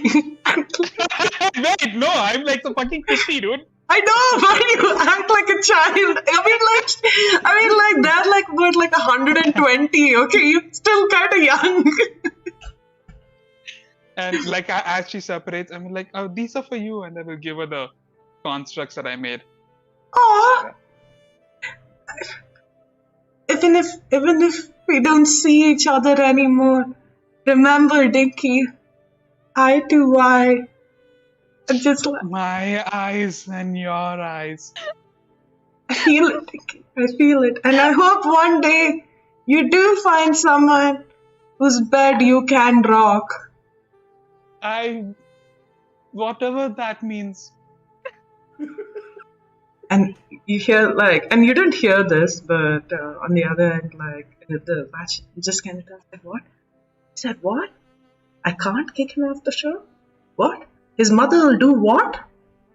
Come on, do we His have to? mother's girlfriend is the more threatening one. Who? But who's she? Oh, okay. Dinky, will you accept my rose?" Thank you. Yes, that's so kind of you. It's a lovely rose. It's a lovely rose. Then I put the rose in my Dinky, jacket. Mm-hmm. I'm sorry, but Dinky, did you take a dookie? Am I smiling? Your pockets seem to be swelling. Oh, I mean, what is that foul smell? It's Worry not. I will prestidigitate the smell away. Oh, I mean, I must have stepped on something. It happens quite a lot. I mean, he looks like a pigeon, but that doesn't really shit on me. But sometimes he just likes to as a joke. it's okay. It's okay to get excited. That's all right. And then like they whisper again, like, "Are you sure? He's not even potty trained." Okay, and just like walks over to the next person. Rufus, oh Rufus, your performance was absolutely divine. I feel like howling at the moon, just releasing and letting myself go free. Thank you, Rufus, for showing me what free looks like. Like, I basically put my head and I take out the hat and I'm like waiting. Oh, who's a good boy? Who's a good boy? I take out my hat like this and look at her with like the biggest puppy dog eyes in the world. Oh, he's an absolute pet, isn't he? And I cast friends on her. Oh! What checks that? No, it's wisdom saving throw. I mean, I don't actually know. I think it's most likely a wisdom. Is the somatic component like the puppy dog eyes? Yeah, I guess. Yeah, it is. 1 second, sorry. Yeah, charisma. And the spell, Is it higher than a 17? nah, damn it. Damn it. Yeah. I just look at her and I'm still, my eyes are like very large. It's okay, Rufus. You don't need to play any tricks on me. You're perfect the way you are. Like, you sure? Oh, okay. Yes. Will you accept my rose, Rufus? Oh shit, I didn't think I was gonna get a rose. Okay, cool, thanks. Okay, cool. You. Oh shit, our friend's gone. Okay, everyone. We are gonna take a quick break A quick short break. and come back. Boy.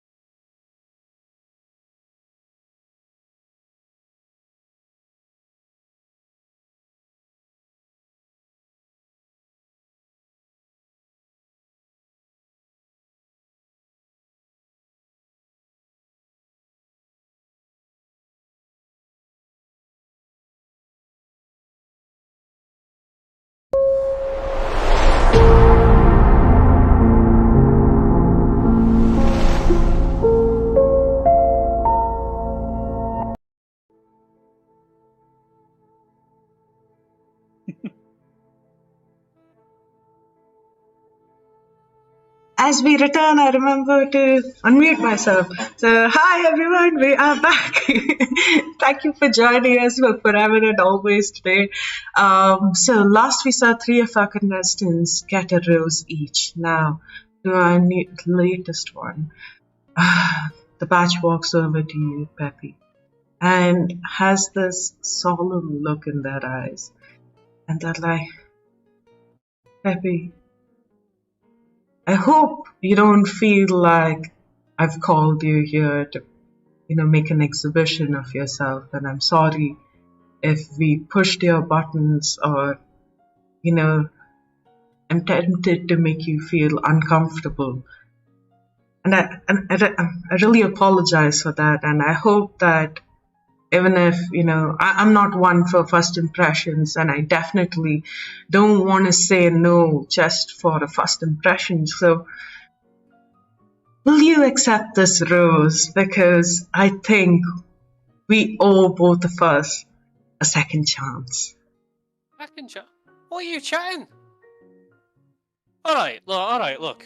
I'll accept your rose, but first, love, alright, a couple of things we need to say. I'm gonna let you off not doing a performance, because, partly, it's the fucking way with modern feminism and shit, and it's disgusting. But also, I quite like that you were kind to the dog who thinks he's a wizard, but he's not, and he keeps trying to cast magic and it doesn't work. I like kindness, so that did win me over a little bit. But it's obvious that, when we hook up, I'm gonna be the brains of the operation, so let's just get on the right front on that path, right? What you've not thought of. Oh! Someone tried to blow up your fountain, and you don't really seem to be doing a lot about it, love. So, it occurs to me, whoever did that, what if they're still here? I mean, it could have been the mysterious hooded figure who didn't really make themselves known and disappeared at the time of the bombing, but we should rule out the other suspects, right? I am willing to be searched to prove my innocence. I've got no bombs on me, I've got no bomb-related material on me, but I don't want to continue in this show knowing that one of these 3, well, like, they might be a terrorist. I mean, it's bad enough someone trying and failing to cast magic on me, but this bomb shit, no. So yeah, I guess you a rose, love, and let's get on with finding this find the culprit of this bomb, yeah? I cast Gift of the Gab.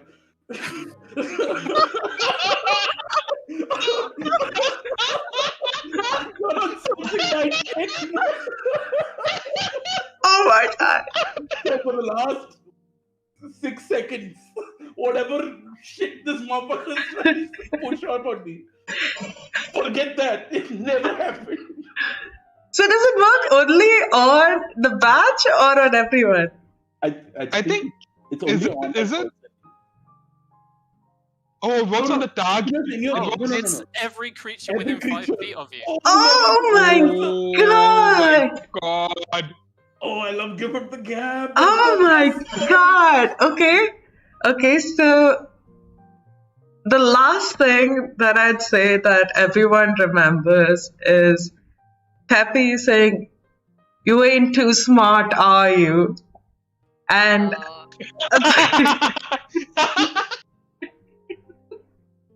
Sorry, I'm doing this wantedly.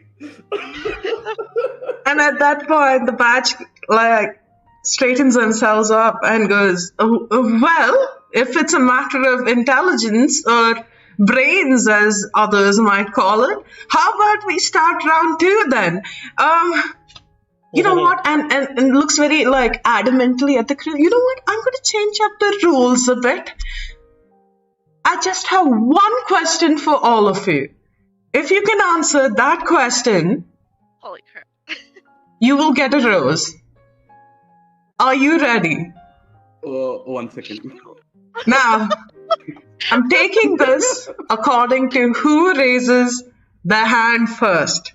The first person to raise their hand, not yet, after the question. And if you're not able to answer immediately, you will be shown out. Can I cast Detect Thoughts as she's asking the question, please? Oh my god! Oh, so good! So fucking good! Yes, you can! You can! And, passive thoughts. Would people think of their name as a passive thought? you do get these sentences just appear in your brain as you're looking at the batch, and they're just like, huh, well, I'm sure they're just like racking their brains now, trying to figure out what I'm going to ask them. Well, they don't know I'm going to ask them the simplest question yet. And at this point, she's thinking it and saying it as well. And they say, can you tell me what my name is?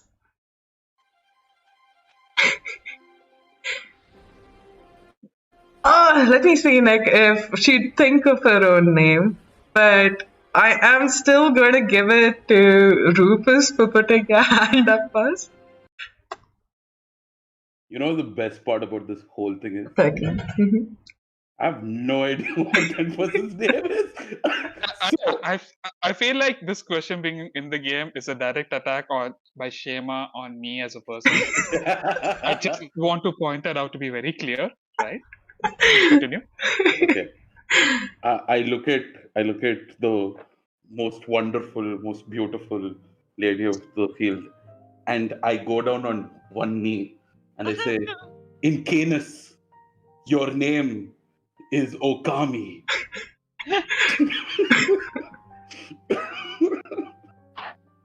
And Peppy, you hear them say in their head, what? Does Okami mean love? Is it the same as my name?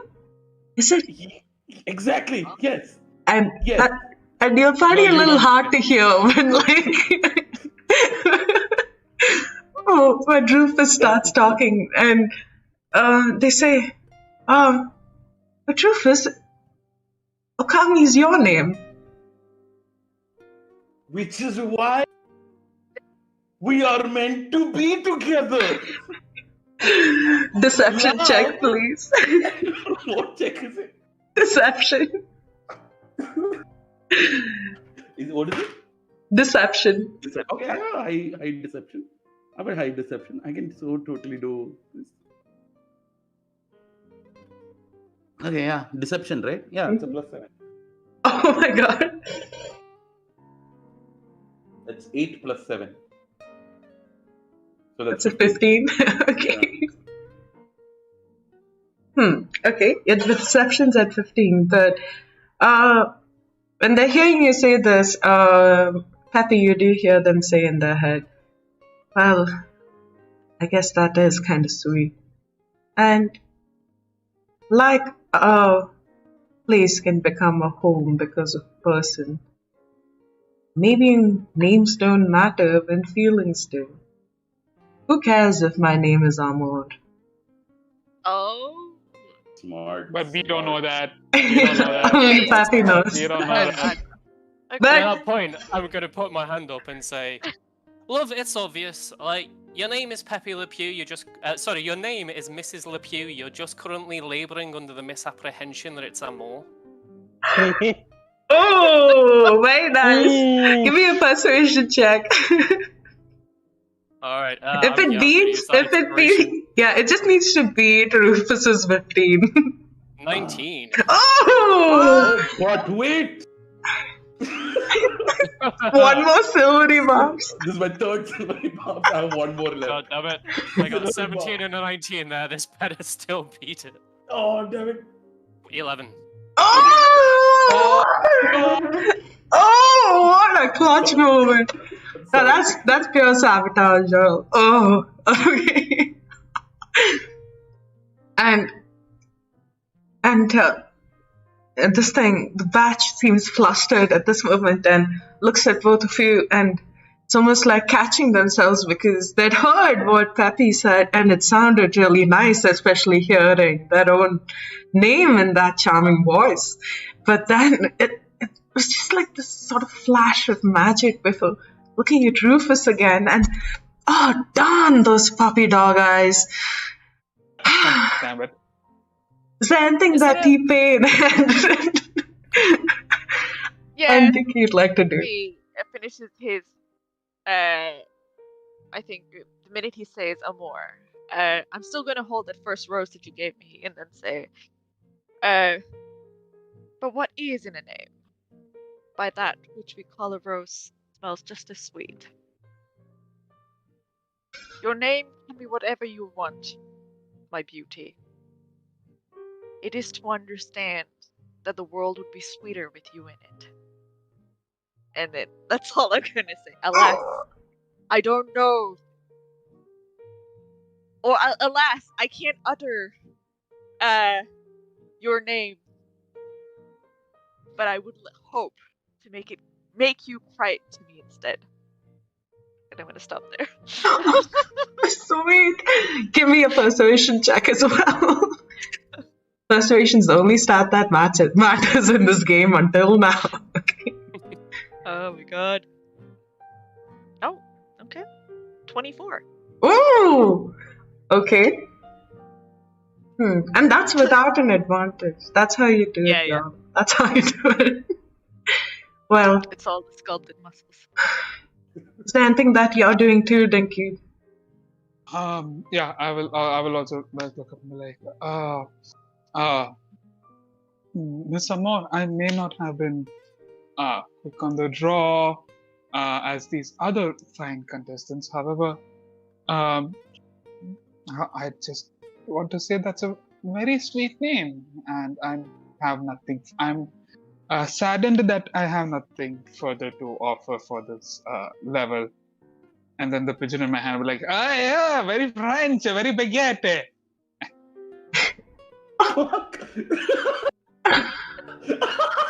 Oh, give me a persuasion check with disadvantage, Dinky. I'm sorry, that's terrible. I rolled only once. 2 nat 20s, come on. No, it's a 1. It's a nat 1. Oh my god. It's still a 12. Oh my god. But it's still a nat 1. Don't you have bardic inspiration? I can use inspiration. Thank you, Savior. Wait, when did you get it though? He got that is the last 10 minutes. Oh no, it's Give me 2. It's been the DM inspiration. Give me 2 inspiration. DM inspiration, yes. That's a straight roll. That is a lot. That is like 27. Oh, 28. very nice, Dinky. So Thank you. the batch armor, she's just so flustered right now, and they just go like, well, this is a lot. I didn't expect to feel this way in just a couple of hours. You need to excuse me. I need to think over this at night. And tomorrow, all of you, one of you, will have my answer. And they run back into the castle. Now, as all of you head back to your chambers, Happy, you do feel this weird sensation, almost like you're trying to do something, rally something that you've forgotten about. You think about the odd figure who had something to do with the fountain. You think about the fact that everyone was acting just a little too strangely tonight. What is it that you think of as you head back to your dorm? To be honest, Peppy being that he is, has taken the view that if she's the care who's blown up her fountains, why should I do anything about it? And he's taken Nicki Minaj from out of his shell, and he's just like cuddling her to his chest as he's walking along. And the others will hear him saying to her, like, not trying to like keep his voice low or be discreet or anything. Like, to be honest, love, if she's that easily swayed by a few fucking spells, I'm not sure she'd make a good wife for us anyway. I think we're a little bit better than what we've seen today. Oh, no. Where's that dwarf gone? She seemed alright. Lovely. T-Pain, as you're walking back, how do you feel about the batch? How do you feel about how you performed today? And do you think that true love is in the books for you tomorrow? is this? Sorry, this is out of character. But then, is this you as a camera person asking me while I'm walking towards my room, or are these internalized thoughts? These are more internal. All right. Internally, T-Pain is not feeling anything. Like there's a sense of competitiveness that he's currently enjoying. He's enjoying the performance, the drama, being there, the mystery of the cloaked figure. Everything currently is fun.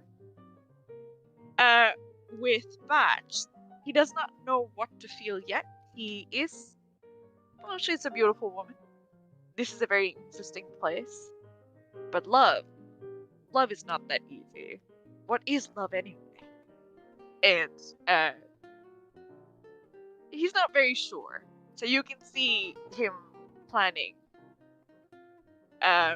or just unsure of how to proceed, without seeming to be too earnest, because that's not cool. God. I like that he's like danced mostly naked in a fountain and then been like, you don't want to seem too keen.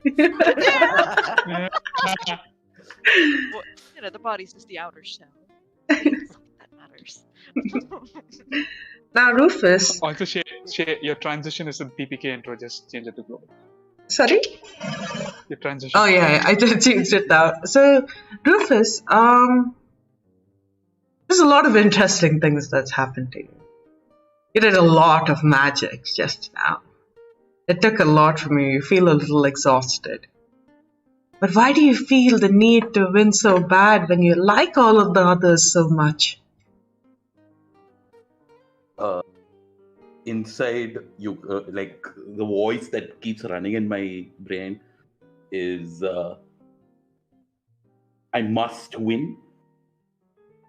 But there's like an even darker voice that's playing inside my brain that says, you have to end it.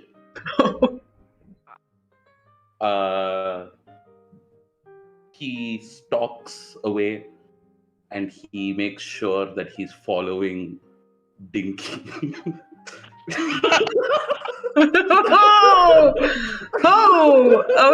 Okay. Dinky, you're walking by. You're lonesome right now, and you're thinking about what both your mummies would say about what's happening. You're like, have I disappointed them? What has happened? What other thoughts torment your mind right now? So, Dinky is not thinking internally. Dinky is... I can hear myself. Yeah, Dinky is... It's your patron talking. Sorry. No, Dinky is talking to my little buddy over here.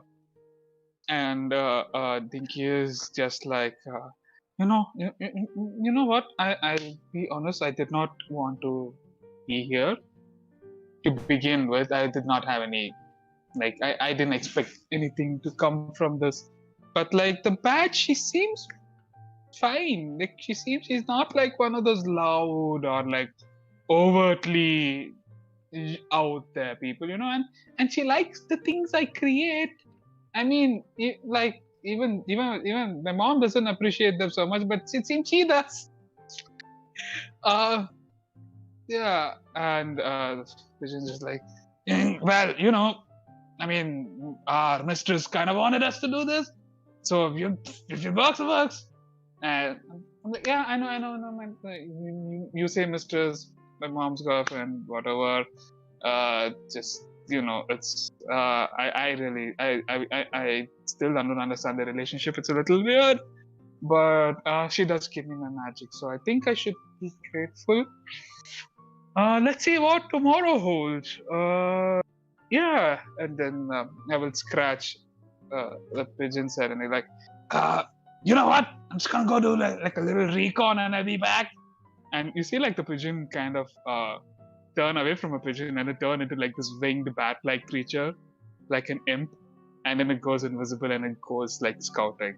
Oh, interesting. Okay, okay, Yeah. cool. Give me a perception check for that. Also, Rufus, are you doing anything as you're sneaking behind our little gnome? I'm a sneak behind. I have a glyph of warding Ooh. that I want to keep on our man's room. Okay. So when it opens up tomorrow, bam! Oh, wow! Oh my god. Whoa! Okay. What happened to Wholesome, man? She was lying. Amazing. Out for blood. Okay, awesome. So Rufus gave me a stealth check, and Dinky give me a perception check for your M. Okay. Oh, my come imps on. perception I already rolled. It's kind of shit, to be honest. Wait.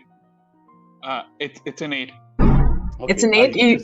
You do have one have a plus inspiration 8. left. Okay, I have plus 8 as my this one anyway.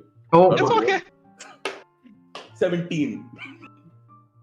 oh my god. Awesome. Okay. So, is there anything else that you're doing, Peppy and T-Pain, before you go to your rooms? Not necessarily before, but I'm going to stay up much later than I think everyone else is staying up. I'm going to bribe one of the cameramen to stay up with me, and then I'm going to turn invisible. And as a safety precaution, done entirely for safety reasons to keep us safe, I'm then going to sneak into other people's rooms and start rifling through their belongings, looking for evidence that they planted the bomb so I can get them thrown out the competition. Okay. Okay. No, actually, I think T-Pain is in the lead, so if I find any evidence on Rufus or Dinky, I'm going to plant it on T-Pain. Oh, okay. Okay. This is awesome. Okay, so so T-Pain, if it's almost, is it dusk now? Or, I mean, is it nighttime? yes, so you kind of had like a bit of a lunch, like an early dinner between Right. the two rounds, and just before the rose ceremony. So at this point, everyone's kind of like just easing out to bedtime. Alrighty. While T-Pain is walking down the corridor and the lights are shifting, the shadows are longer now, if one were to observe, the shadows behind T-Pain, or the shadows that T-Pain is casting on the floor, does not look just like a tiefling.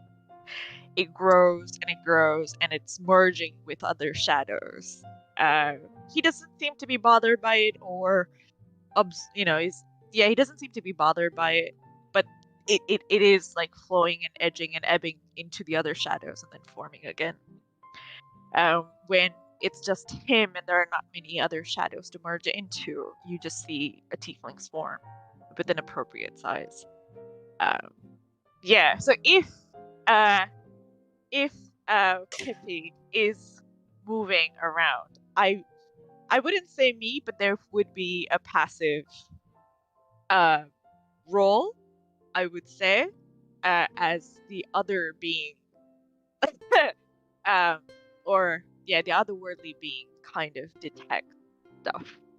Oh, very interesting. Okay, so before we get into everything that's going to happen when Pappy goes for his little walk outside, all of you return to your rooms, and on your bed, you find an envelope. Opening the envelope, first is you, Dinky. You find a letter inside, and this is a little section of reality TV we like to do where we call it Letters from Home. Okay. It goes, "Oh, Dinky Doo, we miss you so much. Oh, I hope wherever you are, you're really giving all that loving that you have. Don't worry, Dinky Bear, you're going to get them. Don't worry about it. We know how nervous you can get, but your little pigeon's there to help you, isn't he? Now you tell me whether he's being mean to you. Now I know my love doesn't like me complaining about her little pets, but You know I want the best for you, Dinky.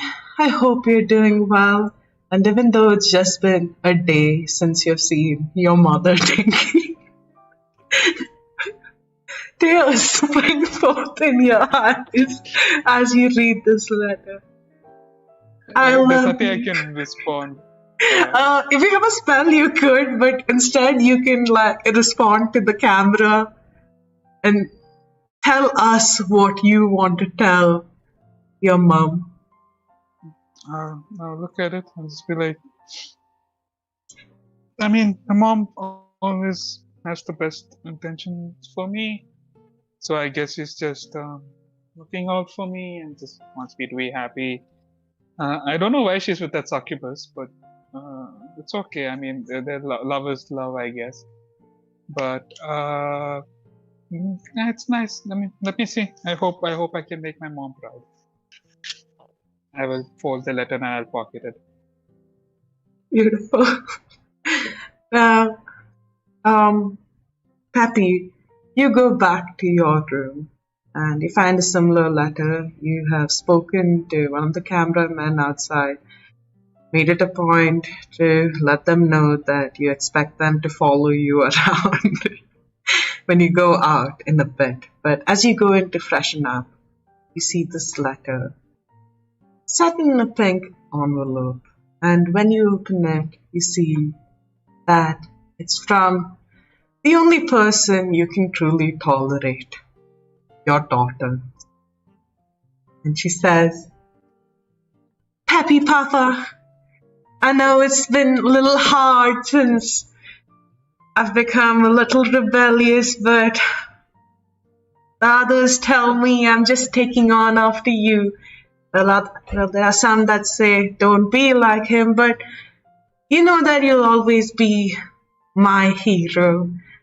And I know that as we grow older, it gets a little harder to understand things. And sometimes it might feel like we don't know each other at all, or we might not love each other at all. And I'm sorry if I've made you feel like you're not loved, because you truly are. And I want you to know, Papa, that if you're looking for someone to fill in that hole in your heart that I know has grown larger during the years, I hope you find them. And I hope they know you like I know you. And I hope they know that when you say things that you know that are right and maybe everybody else knows is wrong, it doesn't mean you're bad. It just means you don't really know how to express it. And that's why, Papa, I hope when you come back, I don't need to talk to you through a letter anymore, even though they gave me good money to do this, so I just wanted to let you know that. So, but I love you, Papa, and I'll see you when you're back. Aww. The Just like a anarchist mum. has a heart. Loads of emotion, rambling on forever. Very little practical advice in there. Okay. Yeah, that's her. Sure, she'll turn out all right in the end, but she spent far too much time around her mum. Okay. All this and this, and not enough this. You know what I mean? I love this. So why does everyone keep apologising to me? This is bollocks. It's fucking patronising is what it is. I'm not having it. And I'm gonna point at the cameraman behind the camera. You fucking tell them lot. One more apology to me. Fireballs are gonna start fucking flying, fella. I'm not a man to be apologised to lightly.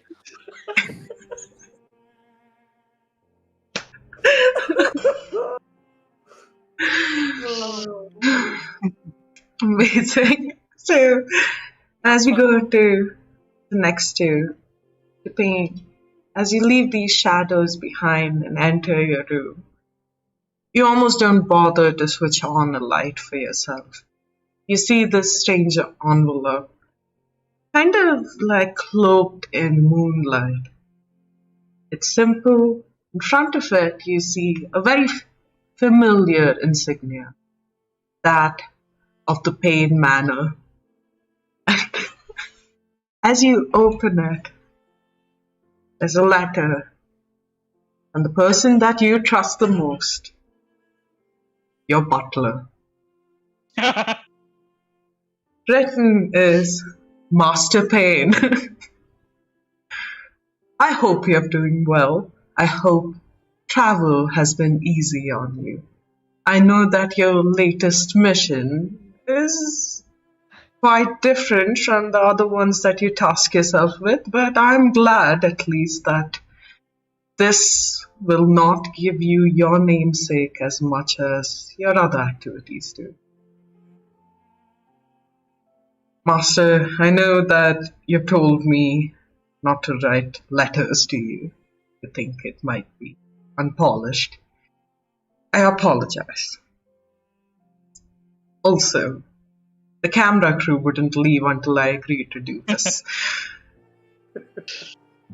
But after having gotten them successfully off our brilliant lawns, yes, I did tend to them myself. You know how much I like gardening. Yes. Anyway, anywho, I thought it might be nice to write you a letter once in a while. You know, who else is really writing you and anything apart from more pain? So, Master, take care of yourself, is all I'd say.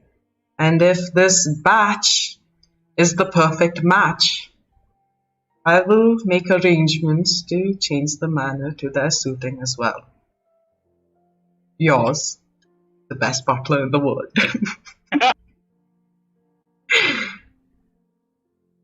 T-Pain's face is slowly, like, as he reads, there's a smile on his face.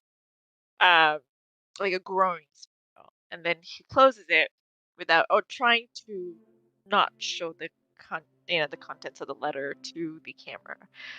He closes it in a very swift motion, puts it back in the envelope, and then looks at the camera, being like, always trust a pennyworth. Alfred is the best butler there. Then puts it into his coat pocket, and then looks at the camera and is like, well, if you gentlemen would leave, I would rather change into something more comfortable, just not good for the regular eye, if you know what I mean. And I sure while I start taking off my clothes. Lovely. Rufus, after having gone over to Dickie's Sorry. room. I'm going to cast something. Mhm. What was I going to cast? Darkness. Okay. The minute everybody leaves, Oh my God. actually, any place I choose. So I'm going to cast it on the bed, and a 15-foot radius sphere for the duration of 10 minutes. There's like complete darkness. You can't yeah. That's it. And then I'm meditating in dark form. Awesome. You just hear like the camera crew leaving like, I think there's nothing else left to do. Let's go to the lesson. The dog, we haven't done the dog yet. And you know The dog yet? Okay. It's yoga. it's like the camera is just like focusing on you, Rufus, as like, you know, you're just like wiping your paw off the side of your robes. You just like look over to the camera and it's like a dog in the headlights almost, you know, like you're just staring at them and then you quickly just grunt and then walk to your room. Now when you approach it In my room, it's four legs. sorry? In my room, I'm like 4 legged. I'm tired standing. Yeah. Oh my God, that's so weird. Okay. That's weird. I'm a dog. What do you think? You don't see the tabaxis say, I'm tired, let's get down on fours. Okay. They will do from this point onwards. Gather down. I know you're playing.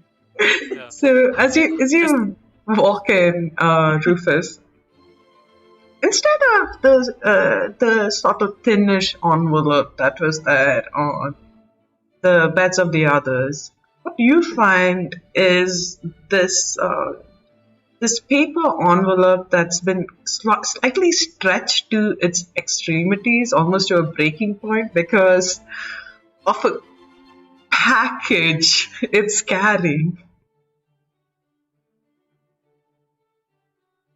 I go up to it. Is it bone shaped? It is Rip that motherfucker. Sorry. Rip that paper apart. Go for the bone and go like start gnawing immediately. Wait. That like big chunky part. You see, it's like part of the paper was actually a letter as well, but that's been ripped No. to shreds. But Oh, no. but it's okay because most of it seems to be just covered in a variety of paw prints, and Oh. on top is written, "In case you haven't gotten boned yet." Wow. Awesome. Yeah. I look at the cameramen and camera people and I go.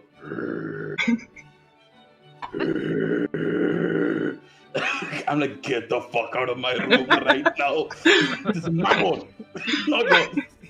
And then I go scuttle to the end and I just like gnaw. And like there's like a big stupid smile on my face as I'm gnawing. Oh, adorable. Okay, now as you all settle down into bed, Peppy, you sneak out with the camera crew. Give me a perception check as soon as you get out. Beautiful. And yeah, just for going forward, I'm going to cast invisibility on myself, and I'm going to have Nicki Minaj walking alongside me so the cameramen know where I am. Got it. And that is a 9 on perception. Okay. T-Pain, could you give me a perception check?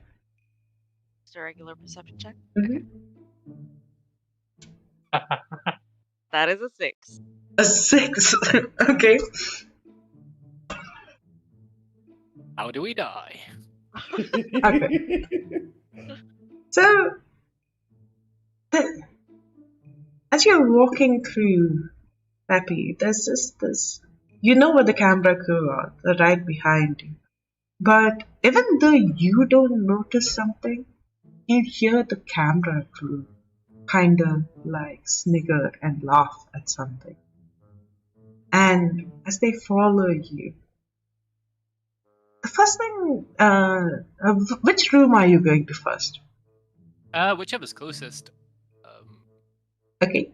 That would be, I guess, T-Pain's room. Alright. Okay. When you go to T-Pain's room, what you immediately see is this sort of like darkness to the corridor, even though you're walking, you're invisible. You feel like maybe you might have wasted that spell a little too early from the fact that you can't see anything walking through here, and it's not that it's very, very dark, but it's incredibly dim lit. And T-Pain, what does it trigger when he walks close to your room? Right. No. So darkness is magical darkness. 15-foot radius. The darkness No. spreads But around corners. the shadows that you left outside. Oh, the shadows that I left outside. No, they don't do anything. For me, it was just more like, okay, if he walks in, I can probably detect it. Like, if there's anybody within the vicinity of my shadows, I can possibly detect it. Got it. Can you give me a stealth check, Happy? Oh. Yeah. And Regular check? yes, and 13. 13. T-Pain, could you give me a perception contested to that? And just for plausibility, before I know how it comes out, I'm going to pick up Nicki Minaj, and I'm going to basically just like use her body weight on the handle of the door and then drop her so it looks like she's jumped up and grabbed it. Nice. noise. Okay. Oh, that's a 3. It's a 3? Yeah. Even you just like, you're lying in your bed. Yeah. You're rolling about. You're saying to yourself, "I'm the darkness is me," and like kind of settling. Happy, you feel like the shadows almost seem to watch you as you're walking in. But you see that T-Pain seems to be in troubled sleep, tossing and turning on the bed. What are you looking for as you scoot around? So firstly, seeing this, I'm going to just like tap the camera gnome on the shoulder and say, "Sorry, I've completely forgotten how to do a Scout accent." Say, "Yeah, lad, that looks like some deeply troubled personality disorder or something there. That's not normal sleep, is it? Make sure you're getting that on camera. Some nice juicy close-ups of the psychological distress wrought across her face. Meanwhile, I'm gonna rifle through her belongings and see if there's any sign that she's our mystery bomber." Okay. Give me investigation check. This one we can do. 16. Ooh, okay. And okay, you do find something, Peppy. And it's odd because as you're sneaking across the room, right under the window, you find a small sack kept there. Now, the sack's filled with what seems to be round oddities, but even as you carefully open it, you stop for a second as like T-Pain turns around once more and open it and look inside. You see 2 bombs. It does strike you as odd though. Why out in the open? Why under the window? And as the camera crew focuses on your face and down into the bag, where do you go to next? I'm gonna lean into the gnome and whisper, "Right, lad, if you want the best TV possible, point your camera at the fucking floor for a few seconds." And we're gonna take one of the bombs out of the bag, and then I'm gonna start moving on to the next room to go and plant that bomb on someone else. Oh! Okay, the next room that you do go to is Denki's room. All right, and I'm unaware that there's a glyph of warding on there, and I have a bomb in my hand. I would imagine the glyph of warding would probably set off the bomb, right? Yeah. It worked. Yeah, sorry. I don't know how I fucked with you. Always. Indirectly. Alright, Max, I'm gonna know that he has not cast this spell. Oh my god, it's gonna be amazing. So, what does it do, Akif? Like, what does? Yeah, how does it trigger? So, Yeah, go for it. I was just gonna say you would set the trigger condition when you actually set the spell, so it would be something like as soon as someone tries to open the door or starts opening the door, it explodes in the face. Yep. So, would you be looking for signs of anything done to the door, Peppy? Honestly, like, Peppy doesn't have a lot of hit points. I'm not convinced he's gonna survive this, but hand on heart, honestly, I don't think he's gonna be checking these doors for traps or paying close attention to stuff like that. He's excited that he is going to take 2 of these guys out by the time everyone wakes up tomorrow. It's just gonna be him and Dink, man. That's not even a fight. That's bullying. Oh my god, wow. this is gonna be That's his view, not mine, G. Go ahead and open the door and Oh, I'm so sorry for what's about to happen to that's you. alright, man. That's a shit ton of damage, ain't it? It's a spell that is contained within it. It Isn't that how can it just works? be set to explode on its own. I Yeah. think it's 3d8 from memory. I think, yes. Yeah, it is 3. Yeah, is it? how much is the damage Oh, on 5d8. Yeah. 5k plus the bomb. Oh my god, how much is the bomb's damage? I actually. I'm pretty sure I have less hoops than that fountain. You want me to roll the 5d8? Yeah. Yeah. Okay. Make a dex saving throw though against the spell save. DC. Oh yeah. Well, remember things, mate. That's a 4. Oh no. Make another dex Oh my save for god. the bomb. I have a question. Like, how can I just know how many hit points you have? You know what? I don't know. No, just kill me, man. Just kill me. This is self-inflicted. It's elaborate suicide. Oh my god. I rolled 2 sevens already. So, are you still alive? 14. You know, 14, go for it. Do it. Do it, Rufus. Alright, 21. 6. Alright. And the last one, that was a 5. So 31. 31 was that? 31. 21, 27, 30. Alright. So not only is Peppy very, very handily down, but if the bomb does an extra 13 points or more, he's not revivable. He is just pink mist spread up the corridor. Okay, so Alright, cool. what's a decent roll on a grenade? I think grenades are like. Is A it 2d6? This music is not helping. I swear. This is the sneaky music. Just get the Benny Hill theme on. Oh my god. Do you think a 2d6 is acceptable? For a bomb? Yeah, I don't want it to be much higher. I think it should be a 3. A 3, right? That's However, I don't think it would. It's a single point of damage, so you won't die straight out. yeah. It's 2 points. Alright. We'll use that. 3d6 would add some tension to the Yeah. roll because it would make it potentially permanent death. Okay, let's see. First one's a 6. Okay. Alright. Let's have a 1. One. Great. The second one's a 5. You have Okay. to roll a 1. You have to roll a 1 or a 2. So, You 1, have to roll a 1. A 2. 2, 5, 6. Oh, that is just enough. That is the very end of Pepe Le Pew Pew. There's, as the runes are exploding, he just looks around at the camera gnome in his last moment like, you fucking dick, you put bombs on that! Pinky will also wake up screaming.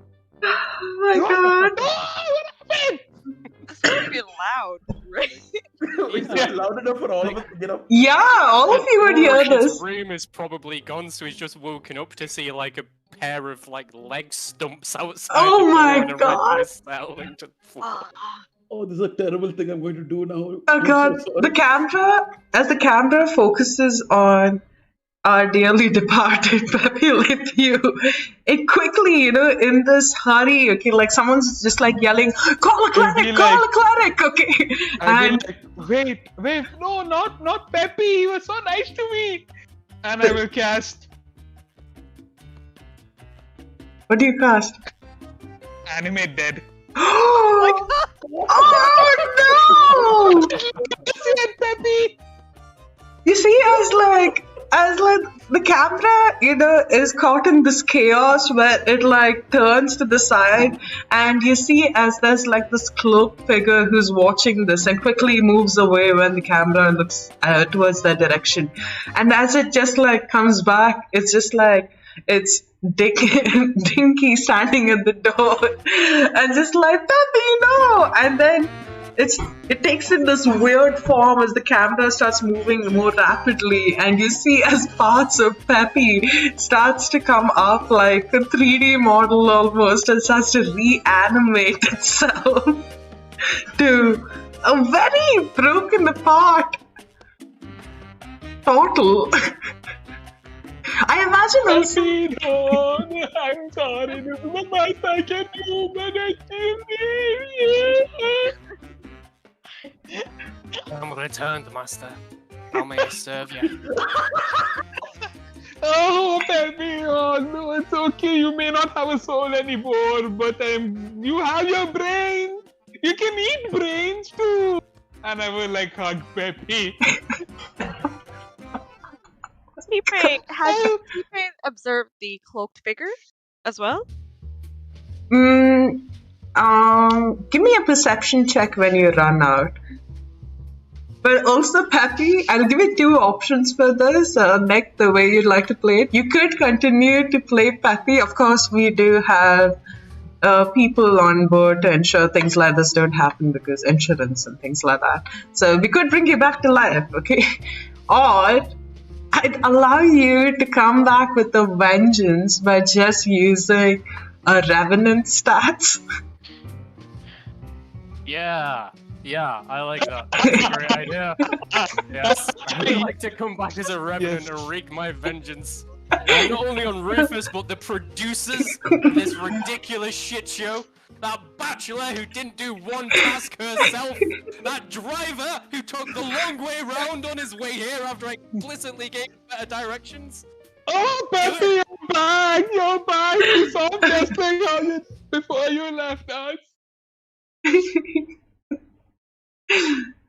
Get your puny hands off me before me revenge comes a little quicker than intended, son. Ooh.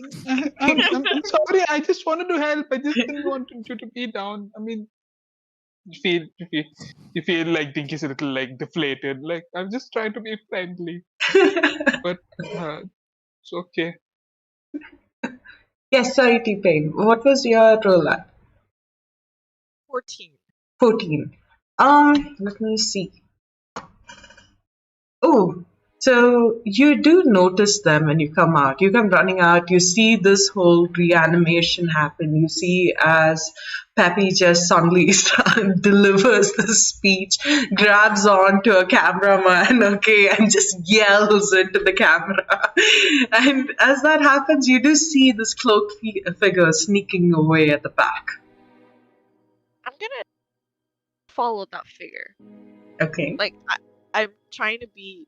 I want to say I want to be sneaky, but I want to see if I can just like throw at this point something at the thing, at the character. I'm just gonna chase after them. Okay. Give me an athletics check. Okay. This is fantastic. That's 11. 11. Okay. Let me see. Not the most agile. Oh my god, they got a nat 20. So you try to follow them, but it's almost like the smoke, the debris, the dust in the air kind of camouflages them and they're out of sight again. And at this point, you do see that the batch comes onto their balcony. And it's this sort of theatrical moment where they're looking confused, they're looking in fear, and then they look at you, and then slowly just back away again. Okay. I'm going to be... at this moment, T-Pain's face looks like Jack's from Titanic. It's like confusion, pain, love, and this yearning. Just everything. And then I look at the camera person, the closest camera person, and be like, "Did you catch this kind of this person?" I'm just yelling furiously, like anybody close to me. Like, there's this person who is supposed to be here. Like, who are they? What are they? Why are they constantly where there are explosions? Shouldn't we be looking at them? We almost lost a film. Our ratings have never been higher. Holy shit! I take a step back. Oh my god. Could I walk in? Confusion. Yeah. You can walk in, Rufus. You're just I'm like... like, oh, Dinky's dead? And then I look at Pepe Le Pew. And I'm like, what the fuck?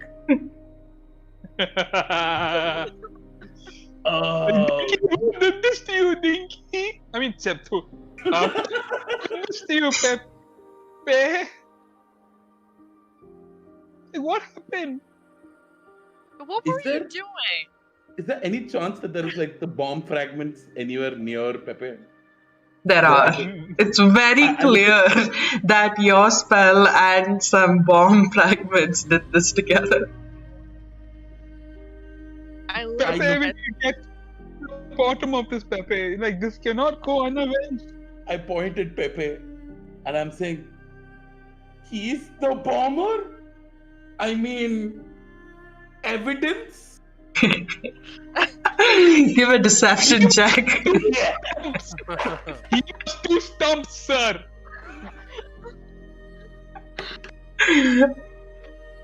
That's an 18. Wow. Plus 8. Yeah, A Can I get 26. inside? Yeah. 26. Roll an insight check. It needs to beat a 26. No chance. Oh, also, just to make sure, Mantle of Inspiration. What's that? Wait, that's a class feature. 1 second. I just want to check what it is. Mantle of Inspiration. Oh no, sorry. That's a different thing. My bad. No. I'm not using that. Yeah. No, nothing. Sorry. Okay, cool. So, is there anything that all of you would like to do before we go on to the next day? I Yes. have someone on a very important mission. Oh, yes. The Give me imp another went perception check. Using all of this. For the imp, Yeah, that's a 10. that's a 10. Okay. So, the imp's been flying around the sky. Now, it does notice the larger things. It notices this explosion that happens. It notices the figure of T-Pain crying out, demanding some attention be given. It notices the batch that came out onto the balcony. But what intrigues it the most is the heart on top of the tower. In the glow of this moonlight, it seems to vibrate almost. There's a sort of slight glow Kinky. coming from inside it. I will clock that. My imp friend, he will go there, but before he goes there, using this distraction of everyone not in their rooms, he'll go to each of their rooms individually. And I don't know how much of their armor and clothes are left behind, but he will take and dump them all out the window so that they don't have their best clothes for tomorrow, because he can't do anything better with his as a fucking imp. Oh my And then god. once he does that, he will fly to the heart. Give me a sleight of hand from the imp stats on that. Sleight of hand. Yeah, and because everyone's distracted, you have an advantage on it. Alright. I don't need it. Nat 20. Oh Yeah, damn. nice. Okay. I'd like all three of you to just roll me a d20, and the number you get, just mark that off your inventory. Wow, now I hold. I am going very specifically for their clothes. Are you So that going they for look any like shit items as tomorrow. well? Nah. I'm just going for like whatever their best clothes are. So they'll be in their nightgowns and stuff when they exit out, right? I Got want it, to take got their it. good clothes and then get rid of it. Got So that it. they So, look like shit tomorrow. okay. This is an imp, dude. That's the fucking most. He's not gonna Awesome. ooh, items. So, a couple things go missing. First, T-Pain, you find that one of your favorite hand keys, one that's inscribed with TP on it, is missing now. And it bothers you quite a bit, because what are you used to wipe your sweat off with now? And you're very upset about this. Now, Peppy, you're a little too tired to even look around to see what's gone. You just died. You Yeah, don't care. they're no longer my possessions. I no longer own things. I own nothing but hatred and vengeance. Those are all I need. I'll be like, Pepe, please remind me to cast a spell on you every day because if I forget, you're definitely going to die again. And Rufus, when you go back, you do see that your scarf is missing. But you also notice worse than that. The bone's gone. I'm going to murder him. I'm going to murder everybody. He's got arming glimpse of warning tonight. Awesome. So, as you all settle in and the night goes, you can all each mark a long rest and get back everything. The nonsense. What do I... the imp goes to the heart after doing that. Mhm. What happens there? What are you doing to it? Is it landing on Just- it? just- Is it investigating? Yeah, it'll go sit on it. You feel it feels like a slight rise and fall, almost of breathing. This is weird. Is it like an actual like living thing? Well, I'd say your imp's not really intelligent enough to really figure it out. But Okay. it does, it's kind of like when like a pigeon suddenly lands on something and gets so startled out of nowhere. Like you're like, what the fuck freaked you out? Okay. You know, that sort of innate sense that it just takes off immediately and looks at it. And it almost seems like that heart is growing bigger. This is. Is the heart absorbing the love from this place? Yeah, that's definitely it. It'll go back to. This assumption.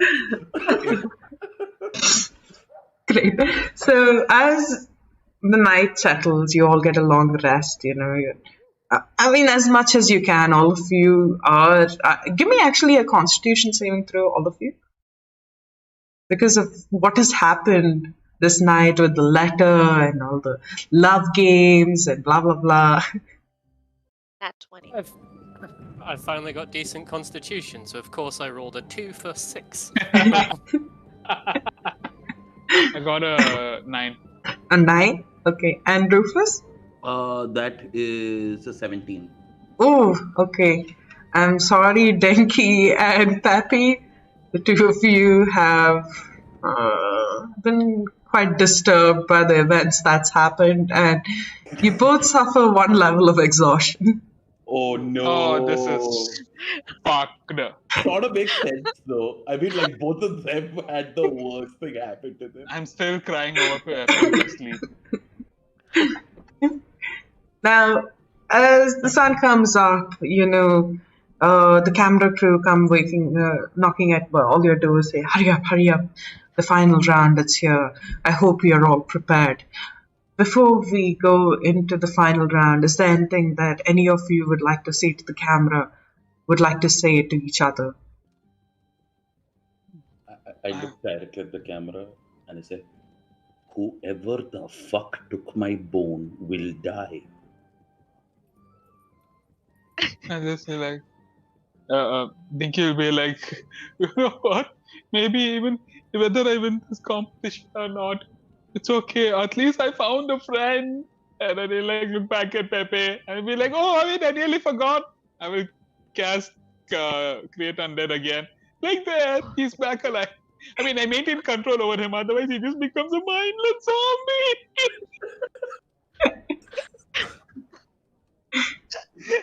I love this. T-Pain. And Oh, sorry. Continue. no, that's it.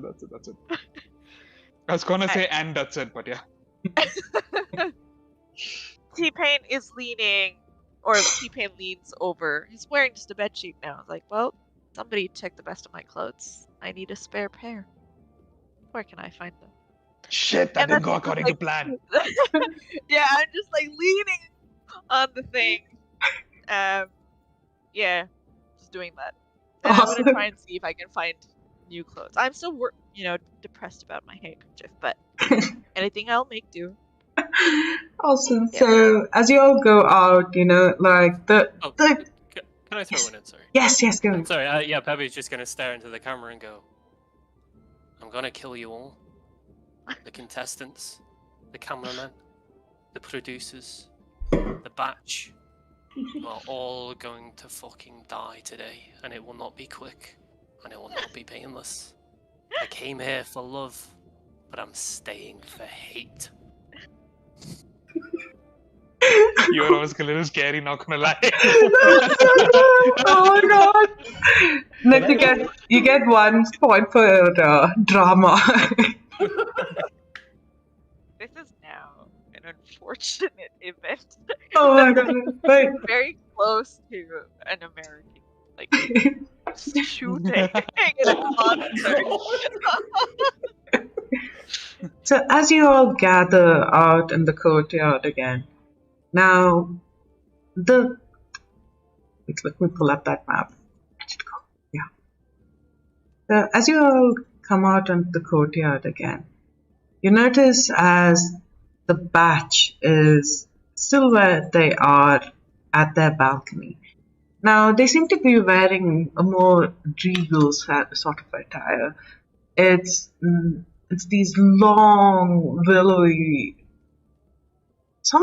almost glittery fabric of blue, and their pink hair just sways in the air as they look down at you and they say, "My dear potentials, I had a lot to think about last night, and this final rose," and he holds up a different colored rose. It's not red, it's not pink, it's white in color. He holds it up and says, "Now, we had a task of beauty, we had a task of brains. Come now for the final round, that of a brawl. Oh, I no. have only one mission for you. To take this rose from me, whatever way you can. The first person to touch this rose shall earn it, and you shall be my forever and always." And you all see as right above them, the large heart that was taking up the tower suddenly cracks on the side. And what sprouts out from it is a large serpentine head. As it comes out, I will just show you how this looks because it is fucking hilarious. There's a dragon. Are you dragoning us? Oh no. She's dragging it. She's dragoning us. Yep. Oh my god. It's a pink dragon. Where the hell did you find this? Dude, I made it on DAL-E and this is what it gave. So this is an original just for this game. I literally was just like dragon heart, and this was the scariest thing it could come up with. So this is what you're all going to be competing against tonight. But I'd like you all, just before we start, to have one free round to do one free action before I'd like you to roll initiative. Beautiful. I would like to use my Revenant's Vengeful Glare. It's one person at a time, so we're going to start with Rufus the Murderer. Go on, go. So that's a DC 15 Wisdom save, please, mate. Yep. Oh my god. I deserve that. Rufus the Murderer. Sorry, 17 plus. 17. Yeah. Alright, very nice. No effect on a pass. Yep, beautiful. That's me. Awesome. T-Pain, what would you like to do? Is this thing completely out of the heart-like shell? Not yet. You do assume the way that it's breaking free from it. It seems kind of stationary for now, but it would take at least 30 seconds for it to really break apart. Cool. Okay, I'm gonna try and move as close to the corner as possible, Okay, towards the balcony. I'm just gonna dash there. okay, go for it. Yep. Wait. How much is the dash speed? I think my speed is 30 feet, so like 60. Yeah. 30, and you could get to this point here. Sorry. Where? This point? Yeah. Yeah, cool. That's what I'm gonna do. And I'm gonna see if I can like hide behind one of these trees. Got it. Awesome. Pinky, Done. what would you like to do? I'm a warlock. I'm just gonna like channel my succubus as possibly future, like, what's the term? Holy shit, my mind is blanking. What's a term for a parent who is not your biological parent? Surrogate. Adopted? Adopted? Foster parent? Stepmom. Stepmom! Oh my god! I'm gonna channel that, and I'm gonna cast Hex on the batch. Oh! Can you reach? It is 90 feet. Oh damn, does it? Does it reach though? I think 90 feet. I didn't check that. Oh no, it's Yep. 125 feet from you. I You will can move forward. you can move forward, yeah. Yes. And I'll be like, I am not normally good at those, but I have received some training. And I will give her disadvantage on ability checks and saving throws of Dex. Oh, okay. Okay. Dex saving throws, very interesting. Cool. Got it. I mean, Um wait. What's such a good an ability checks of do I do Dex or Strength? Fuck, Dex, dude. Actually, no, Strength. If I have strength? to No, wrench no. this, Like, she looks fairly puny, but quite nimble. actually, yeah, Well, right. that's how I'm picturing her. Yeah, Dex. Fuck it, Dex. Okay, cool. I love the idea that Dickie's like, you're not running away from me. With his 25 movement speed. Awesome. So you're going there, Rufus. What would you like to do before we roll for initiative? Before we rolled for initiative, I look at Batch, take out the violin. I play the first portion of Careless Whispers that I played yesterday for her. And I also cast Hypnotic Pattern.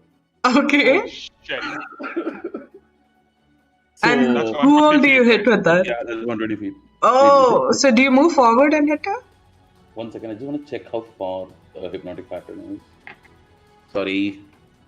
No, it's not. I think it's 120 to cast it, but then the radius for the spell effect is So, 30 feet.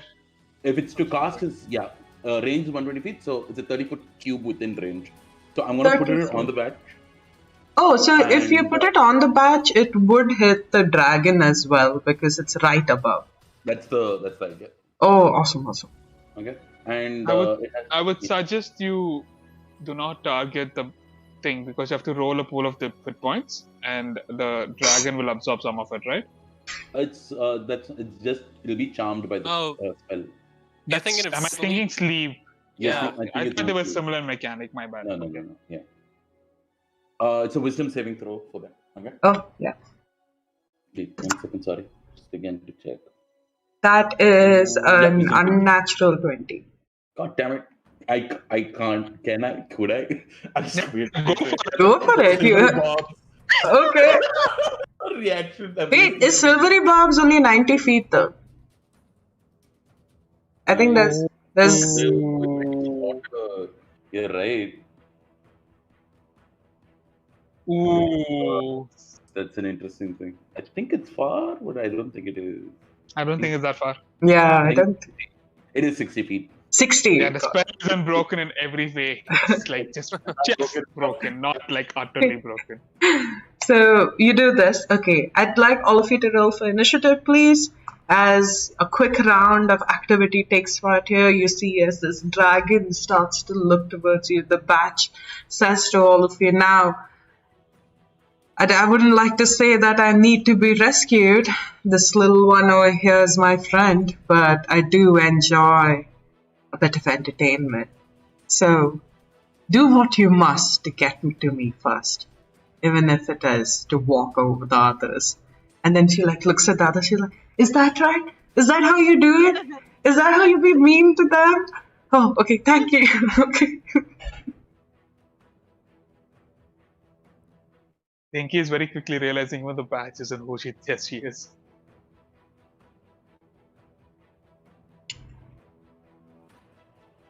Okay, what's your initiative at, peoples? Anyone 15 to 20? 15 for Peppy. Happy at 15. Anyone above that? Okay, 10 to 15? 10 for 10? Rufus. Okay. 5 to 10? 7 for Dinky. Dinky at 7. And T-Pain at a 5. Yeah. And I feel like Matt in one of the recent episodes where he looked at Oren's character and he's like, you roll so low. Okay, like this is that's the same way I'm like the rogue at a 5. Awesome. Cool. Let's see for the dragon. Oh, that is awesome for all of you because it rolled a nat 1. Oh, thank God. Great. Yeah, it's taking time to come out of the food. And we have for someone else. Next. We haven't gotten the cloaked figure yet. Don't worry, I'm about to punch him in the head repeatedly. Oh no. Awesome. So, top of the round, Peppy, what would you like to do? Well, remembering very much that if he can't have happiness, then no one else deserves it. He is going to turn to Rufus. He is going to draw back a crumbling, peeling, undead fist, look him dead in the eye and say, "Ward this, you fucking prick." What Oh my god! Oof, that is a miss on the first hit with a 10. Yeah. Ooh, 25 to hit on the second. You know what I'm gonna do? I'm gonna just take it. Let me take it. Alright, because you're a creature that I've sworn vengeance against, that means the damage is 6d6 plus 4 instead of 2d6 plus 4, so that is 30 points of damage from that punch. My God! Can I take back with the silvery bobs? Did you just say 30 points of damage? Yeah, 3-0. Okay. I have 3 hit points left. So, Oh my god! Really? yeah. I'm gonna go down very quickly. Oh my god! This is Which one going first punch? much faster than I thought it would. This is Revenant's alright. That is ridiculous. Anything And else? then, yeah, I'm gonna look down at Rufus and I'm gonna say, "Fucking stay down or you're getting the same again, son." And then I'm gonna turn to see Dinky's back moving towards the batch and say, "Oi, dickhead, not forgot about you either." And we'll 5, 10, 15, 20, 25. Yeah, Peppy's got a bit aggressive since he's died. I'm rolling with it. That's me. Keeping you alive! Oh my god, that's ridiculous. That's your turn? Yeah, that's me, Jess. Awesome. Okay. So while you're doing that, Peppy, you're quickly making your way forward, and then suddenly you just catch this from the corner of your eye as the cloaked figure that you were looking for yesterday steps out from behind a pillar and then just lifts up a hand and shoots something at you. Let's see if that hits. There.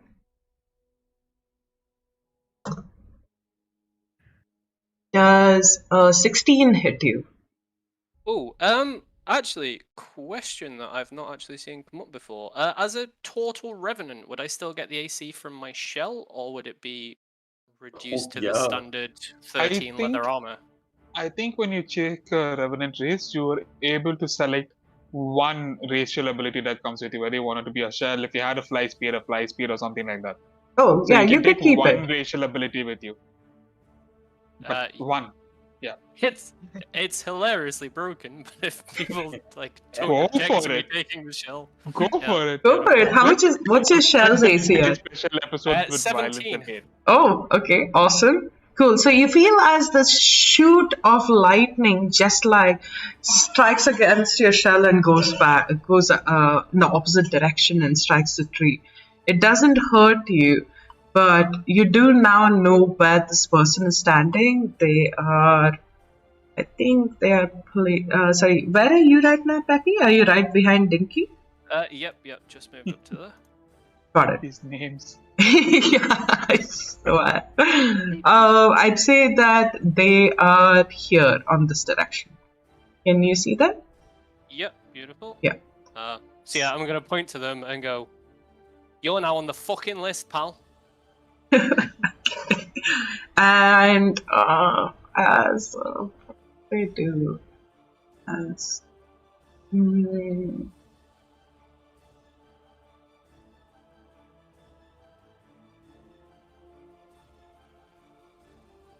you feel as you feel. Wait, I don't think they can reach you once. No. So you see, as soon as you say that, Peppy, you see as they just slink back into the darkness again and wait, but you have an idea where they're at right now. Next up, we have Dinky. What do you do? Just so I remember, sorry, would Rufus get an attack of opportunity after I like lamped him one of them walked off? Oh yes, he would actually. But I thought I proned out, so I don't know if that still counts. Because I just got like a bunch of damage to the face. Yeah, you might have zoned out a little bit. You need a bit of healing. I definitely didn't go ahead and like punch. Awesome. Okay, now it's your turn. Dinky, what would you like to do? Dinky will grab a hold of something invisible. Oh yeah, wait, it's Rufus. 7, right? I wrote 7, yeah. Wait, oh sorry, Rufus. Yeah, I'm bad. My bad. Yeah. Sorry. Go ahead. As I see the Pepe walk away, I get up with half my speed. I look at him and I say, "Hey, Pepe! You're a joke! You're drop dead hilarious now." And I cast Tasha's hideous laughter on him. Oh my god. Just double checking one thing. Oh, Sorry, does but this I think- break? Does it not affect? Please. Does it affect? It's a form of charm, right? I guess, yeah, it would be a charm. Are you not charmable? I am completely immune to your bullshit now.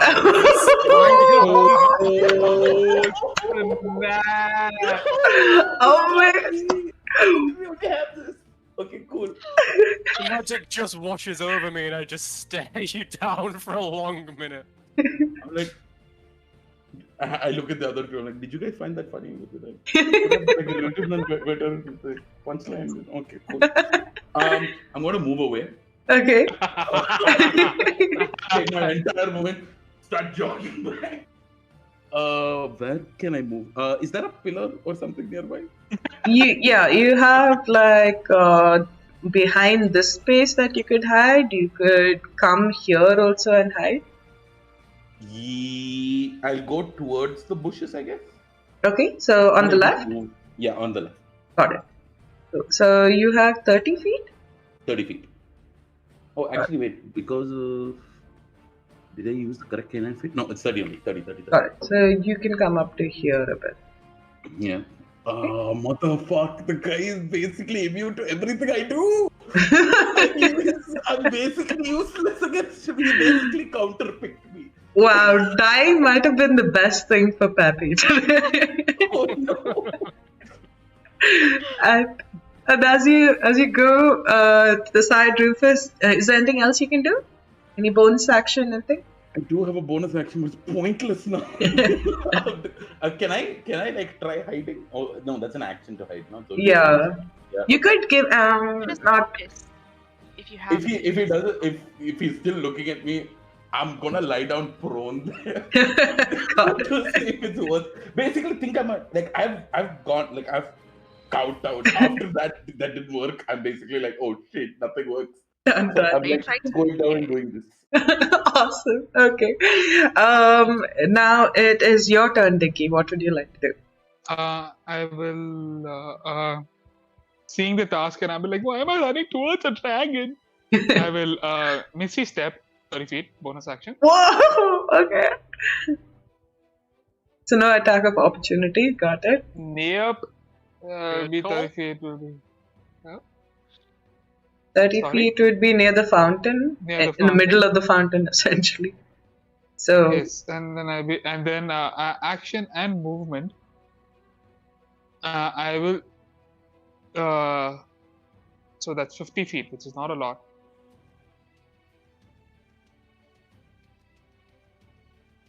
that is nuts. You're really making headway, though. Yeah, I will. I will not go straight down because I'm worried. Mm-hmm. I will go here, and I'll be like, what?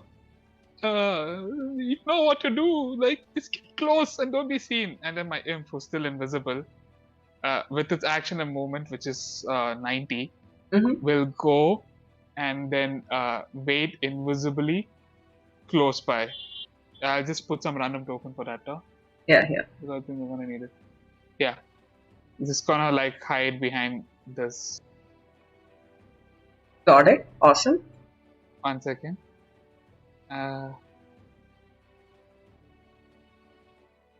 Actually, no. I will have him hide in the bushes over here. Not get too close. Okay. I'll Awesome. wait for my signal. And that's my turn. That's all I'm doing. Awesome. So, Dicky, as you just like scout forward, you're just like skipping almost through time and space to get forward closer.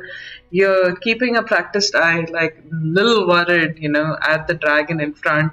Your imp goes and hides in the bushes, and you settle down there and you wait for the others to see whether they can get as close as you can. Now, next on the turn order is T-Pain. T-Pain, you are hiding in the bushes at the side. You look at Rufus, who's crying and goes and hides in the bushes at the other end. He is uncomfortably loud for you. Okay. He was okay. I'm not trying to avoid whatever Kool-Aid Peppy's on. So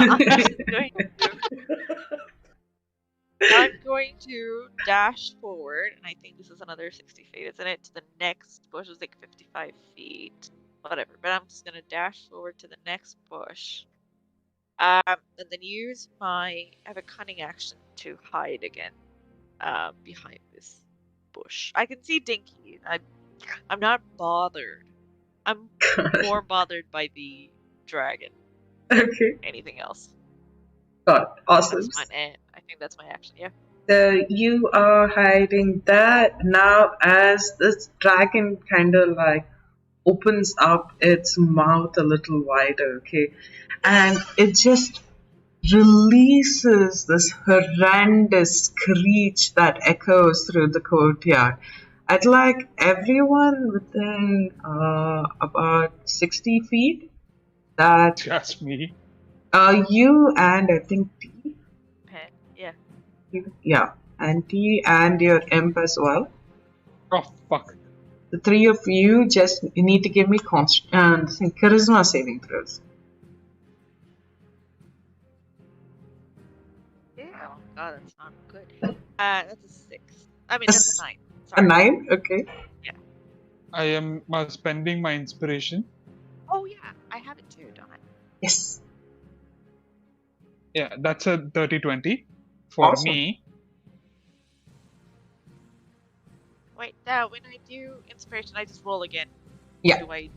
You can just roll 30, 20. That is a That's a- 21 for my imp. Oh. Sorry, T-Pain, what was yours? 12. A 12. Nice. So T-Pain, you're looking up at the batch, and hearing this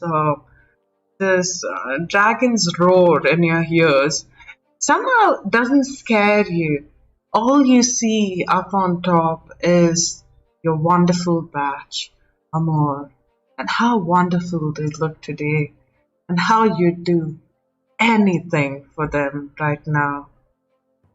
Okay. For your next turn, you'd need to take an action to attack the closest creature to you. Oh no. Oh no. Okay. Okay? And I'll make you do another charisma saving throw next after you do this to see whether you still need to follow its command, essentially. And that is the end of our first round. Coming back to Peppy on top. Peppy, you notice as you see a bit of scrambling about, you do see as Dinky just keeps quickly vanishing up ahead. What is it that you do? So, Rufus has clearly finally felt the effects of that punch and staggered around that table to die. So I'm just gonna leave him to bleed out over there, as he is welcome to do. Dinky's 85, 90 feet away. I'm not covering that distance, so 1, 2, 3, 4, 5, 6. 1, 2, 3, 4, 5, 6. I'm just gonna start dashing at the hooded figure. Completely emotionless, completely expressionless, like Terminator 2. The T-1000 at its most scary, just sprinting at him with no emotion. Oh my god! Just waiting to get close enough to kill. Okay. That'll be my turn, Drag thank you you. to worry about at this point. Oh my god, that is Yeah, not the dragon can be reasoned with. Yeah. awesome. So as you go charging towards them, is that the end of your turn? Is there anything else you can do? Yeah, that's everything. That's action and movement, no bonus. Okay, what it does is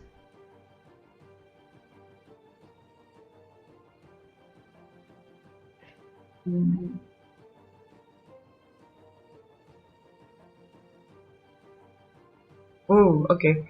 So you see as it takes out like this sort of luminescent blade that just keeps dripping with signature of like gold and black, and it slashes out towards you. It doesn't hit you though, but you feel like this inkiness on the sword itself falls on you and seems to sink into your body, marking you in some sort of way. It quickly then moves its other hand and shoots another bolt of lightning at you. Let's see if that hits. Oh, that is 19. Solid hit. Oh, awesome. Okay, and let's see. 4 and 15. 15 points of lightning damage. No, I am down to 121 hit points. This is broken as fuck. This is so broken. Oh god. It's become a tragedy. And Yeah, then there's gonna be like documentaries about this in years' time. I see his daughter going like, "Hey, yeah! Go, Reverend Dad, go!" that's the hooded figure's turn. Now it's to Rufus. Rufus, what would you like to do? You do notice as like the newly revived Peppy looks quite terrifying as you can't even see Peppy. All you can hear is from over the bushes this really rough, harsh breathing as someone sprints across the courtyard, and you see flashes of light on the other side of the bushes as well. What would you like to do? Major image. Okay. Ooh. We are supposed to get to the dragon. No, we are supposed to get to You're supposed rose to from just get the rose. That's all. from The batch. The batch. from That's batch, it. right? The Okay, first cool. person to touch that rose This is wins. what I'm going to do, right? I'm going to create a major image on the opposite side and create the same image of them standing with the rose. Wait, of the bat standing there with just the bat standing there. Yeah, But the with bat, the rose. the other batch though is very clearly up in the balcony. I know it's very clearly in the balcony, but I'm going to Got it. create it out there. Yeah. Okay, cool. So This is going to be the dumbest thing I'm going to do now. awesome. Can I then run towards that image of this one? Oh my god. Okay. Technically, does it mean like I have touched the rose? Is it the same? No. No. You have to take it from her, is what she said. She did say take. No, but like I said, the rose would turn color for true love. Oh god damn it! Yeah. Okay. Oh, yeah. Okay. Cool. I just thought we had to touch the rose. So I was like, maybe. Lead on it. Lead on it real quick.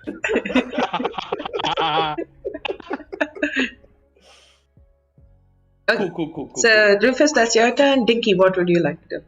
So she's on a balcony. Yeah, so it's about 50 feet above where you are. Like, I mean, above the ground. So I you will, would go still. underneath her, and while Dinky is going there, without using a card this time, he'll be like, "Did you roll those stats manually? A standard array ain't gonna make my jaw drop." And I will cast command drop. Oh, what save is that? It's a whiz? DC 16 wisdom. Oh my god, that's a 16. Ah, Wait. she has minus wisdom? Sorry? Does she have minus wisdom? I don't know. Does she have what? Sorry? Nothing. A negative wisdom. Oh, Which, no, to be no, fair, from not a your negative. perception and insight so far. Is it close enough for? No, it's not close enough for silver. No, it's. Like a Mile away. Yeah, I know. But she just like looks. She looks at you and she's like, "Oh, Dinky, make sure you watch out for this one." And it's like when you stepped into that space, a large-ish claw kind of breaks out to take a swipe at you. Oh shit. Oh, wait. It's my turn is not yet over. Am I still getting screwed on my turn? Yeah, you are. It's for Alright, like okay. stepping into Got that it. area. Got it. So give me a dex save.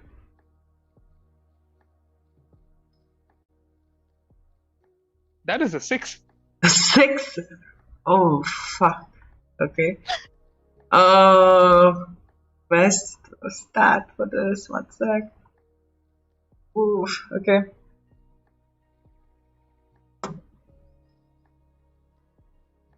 My puppy is looking at me like full depression. Shah Khan and Devdas. That is. I'm sorry, Dinky, but that's 16 points of slashing damage. Oof. That's a lot. Okay. As this huge pink claw just reaches out and just scratches your side. The good part is that you're kind of small, so you kind of fit through their large fingers as it takes a swipe at you, but your side starts to bleed a little as you're standing there. Once that happens, the batch will hear in his head, in the side of her, is like, "Hey, baby doll, I don't think you heard him well. He said drop it."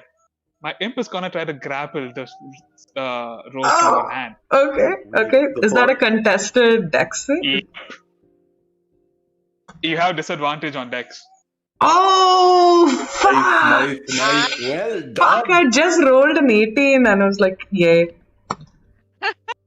Oh, I have to fuck. use strength. Oh, fuck that. Yeah, like, they're not able to keep a hold of the rose. What is it? It's a 7. I have a -2 to. Oh, yeah, I'm good. I roll a 13. I roll a 15 -2 for the imp. And the imp is just gonna, like, as soon as it grapples on this, it's gonna drop it. And then I will catch it. Oh, you have to give me a check though to catch it. Give me a sleight of hand. Alright. This is my main guy. That is a lot, dude. Actually, no, that's just a 14, but still. A 14? Mm-hmm. 15. Would there be... I'd say you do catch it. And when you do catch it, you know, like, you hear, like, as it falls down towards you, the camera focuses on your face, Dinky. And as it is falling, the camera crew go like, "Oh man, that's quick, okay?" But like, it slowly settles on your face, and you reach up, and the batch is just like looking down, going, "No." Meanwhile, you're going, "Yes." And then you hear your mom also in your head going like, "Yes," and you catch it, and when you do, the rose starts to slowly, like, it's almost like stain. It has a stained feeling almost, where this red starts to slowly spread through the petals. But before it does, is there anything else you're doing on your turn?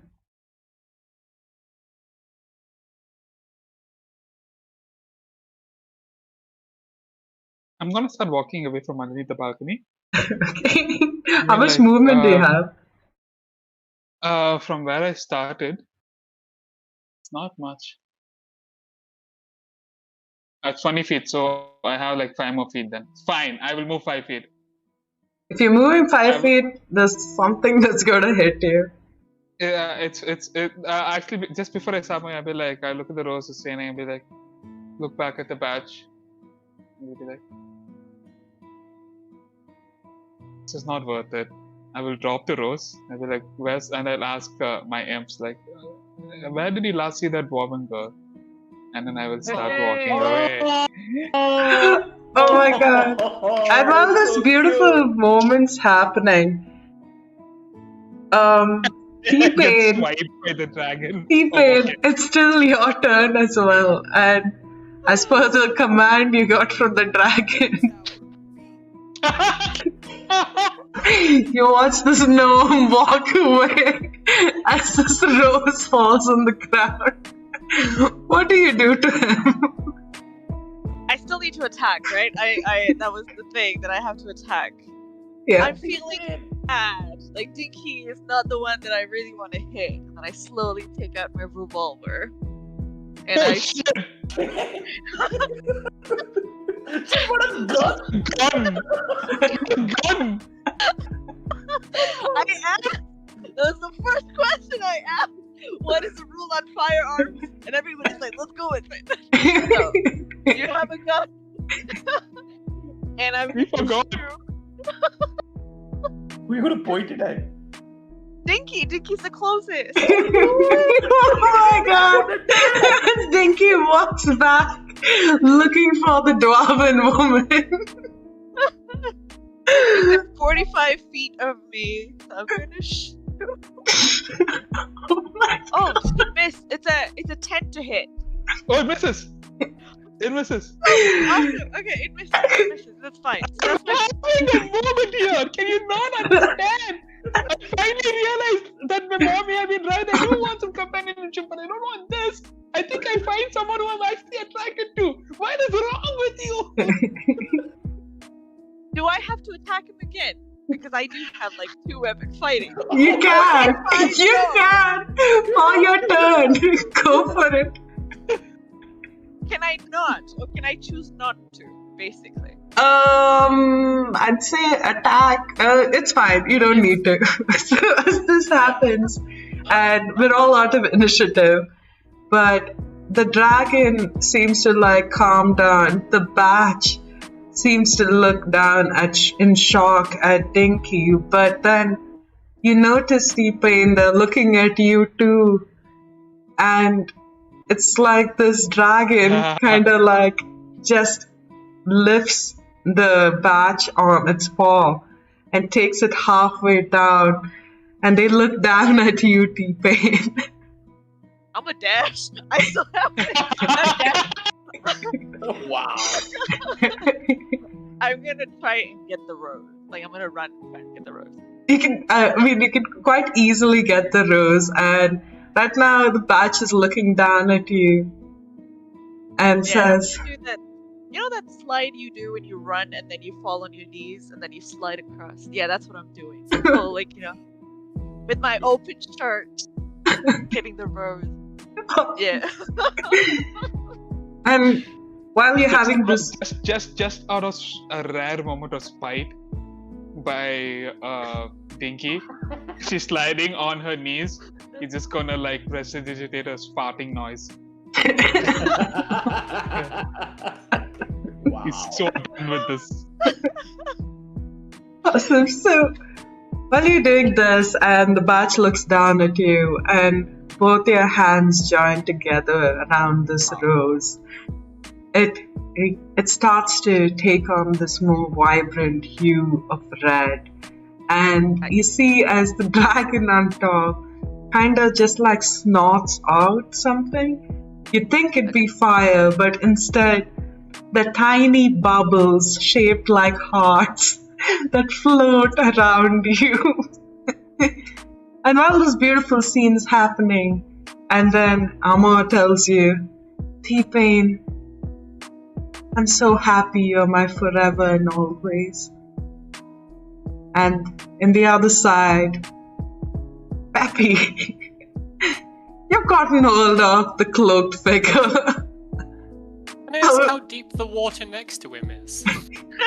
Because I've got a really good grapple. And I was picturing Peppy ending this out, just holding him under the water, completely emotionless, just waiting for the bubbles to stop. Into the pool and not have to breathe with him. Yeah. So you Yeah, pick I've just up got to grapple him and drown him. you pick up this cloaked figure's collar, and as you pull it, it tells you, prepare for double. I was like, oh wait, I got that wrong. I was like, and then the one below was like, you're supposed to say prepare for trouble, and I'm supposed to say make it double. And, and as the cloak opens up, Kobolds. you see Are two you kobolds in a cloak, and then and they're just like yelling at each other, and one's wearing like this really white sort of clothing, while the other's wearing black clothing, and this in the one below is just like, you always mess it up. How many fucking times have I told you that an Eldritch Blast is better than a fucking guiding bolt? Okay? And they're just like arguing. Oh, you have a point, and then I will Eldritch Blast the bottom one. Oh my god. 2 rolls. That's gonna hit. Yeah, that's okay. I'll just say for this, it hits, and essentially what's happening, Rufus, as you see, is this cloak opens up, and these 2 kobolds leap out, and like Peppy is just like dragging the one on top towards the pool. What is there anything else you're doing, Peppy? Now that you know that there are 2 of them. If there's 2 of them, he'd probably just try and get one in each hand and just kneel down next to the water. And just hold them down till the bubbles stop. Nice and calm. I love it. So there's this beautiful scene happening where, like Dinky's walking away. He's looking for the dwarven woman. Meanwhile, T-Pain and the batch are standing together, surrounded in these bubbles, where in the background, Peppy is just like essentially drowning 2 kobolds. There is Rufus. love, there is hate, there is self-actualization. Rufus, what about you? Yeah. All of this.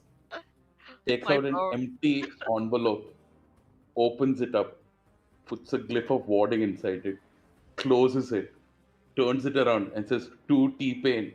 And with love from Rufus, I slowly walk towards the happy couple. Oh my god. Okay, as you walk Can I have there, rules lawyer this? Can it If not if you move? if you if you move out of 5 feet from where you cast the spell stops working. the God glyph of damn, warding? that Yep. makes sense. No, It's that makes okay. Yep. A person already died tonight for this. Okay, so. No, I feel like that's canon. I feel like Rufus doesn't know. Rufus, no.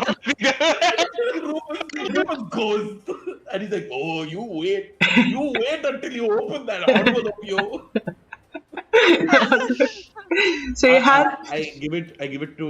I look at T-Pain and I'm like, the best man one, and I give the thing. I suggest that you open it just before you go to sleep tonight. Okay. I've just double checked, and you can put it on a letter inside the envelope, and it will work as intended. Cliff of Warding. No, but if the letter is moved from its location, wherever the glyph is cast, if it's moved from that area, so even like you can put it in a Oh, chest yeah. and all of that, but you can't transport the chest. Oh. If it moves 5 or 10 feet from where it's cast, it breaks. Listen, is T-Pain Oh, gonna die or alright. T-Pain not gonna Just- die? Just in the spirit of fairness, I kept quiet when Jeevan had a 50-foot misty step, so I think we should all keep quiet. No. Rufus is trying to like murder people as his outro. Wait, it's 30 feet. Did I do 50 feet? Did you do 50? I thought you did 30. Yeah, I measured it. We measured no, it from 'cause where we started. Because our tokens were next to each other. And yeah, it Oh. was 30 feet would have been just the steps of the fountain. You know, And I went, Oh. I'm not going to win anyway. Go Jeevan. Oh, my bad. No, I don't know how I messed it up. Yeah.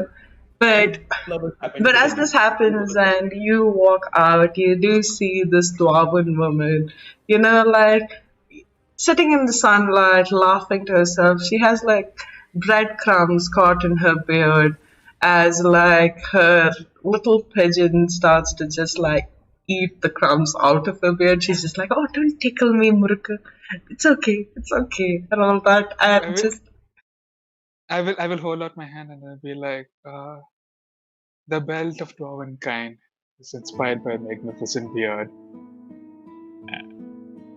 I mean, that's a very meta joke, but fine. And she's like, they said you won inside. Technically, yes, I did. I did win. I am a winner after all. However, she is not the woman for me.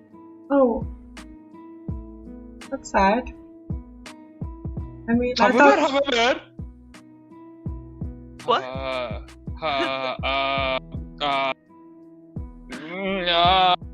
Like, hey lady, he wants to ask you out on a date. Yeah. Oh, sure. And then it's just like. It's just cutaway scenes of two pigeons flying together, a bush shaking. The other pigeon and eats it. Somewhere in the corner. But when your pigeon goes to try and eat the other pigeon, it vanishes and comes back again. It's a familiar also. You guys were meant to be. Yeah. But that's the end of Forever and Always. Thank you guys. It was like a much longer session than I was planning for, but oh my god, you guys delivered on the drama, the love, and the sabotage. That was That was nuts. Yeah, it was awesome. Thank you so much. It went all over the place. No, but this is fantastic. I know it went in like so many. What is the theme? What is the I like- lesson? We're like, hey, let's do this. Very wholesome. And then one night of just like terror. Yeah, I mean, like, Before we cut off, however, Nick and Kabloom, I mean, plug yourselves if you have anything to Oh, share yes. or like. So, thank you, Nick, for joining us tonight. Everyone who's Thanks for having watched our channel before, you would have seen our 2 Christmas specials, and of course, always with Father Nick. And it's been like spectacular. You have to go and watch our last Call of Cthulhu Christmas one because, oh god, Oh boy, that is a mess. we were going That long crazy weekend. at one point with that one. But Nick is from Nat20 Games Mastery. Nick, would you like to plug yourself? Just tell us a little bit about what you're doing on the channel right now. I shit, I don't know really about this stuff. I make games. I'm on Twitter at Nat20GM. Like, yeah, come and say hello. Like, crack some jokes. Yeah, and especially if anybody watching the stream can't sleep at night, a lot of Nick streams happen on Thursdays, which is right after our Thursday stream when we do have Thursday streams. So if we were better at Twitch, we'd be doing a much better job of like broadcasting, streaming that. But until then, go catch all the episodes on Nick's Twitch. So thank you Definitely for help you get to sleep. Thank you for joining us today. Oh my god, that was a lot of fun. I thought I would really hate your character a lot more when like you sent the blurb and I was like, oh man, this is everything I'd hate in a real person. How would this Yes. be as a character? It's like D&D karma there. Like, no, out of nowhere. Just I don't know, like it gets old being nice in life, you know. It's nice to play an anti-hero sometimes who just hates. You had some fans. You had some fans taking you on. And we also have Panchami, or otherwise known as Kabloom Punch on Twitter. Panchami, thank you so much for joining us for your first stream. I hope it wasn't too intimidating. And oh my god, I had a lot of fun with T-Pain, really. Like, it was just kind of like, it was that unanimous, like in the beginning where you're like, yeah, you know who's going to win at the end? It's T-Pain. Yeah, exactly. Handling all the books and fantasy tropes of a character into one. It was fantastic. I remember like making the sheet and I'm like, I didn't even think about the character at the time. It was just like, okay, this is what I want to play as. And then looking at my sheet going like, holy shit, I made Batman. And then being like, okay, cool. If that's what I'm gonna do, then that's who I'm gonna play. Yeah.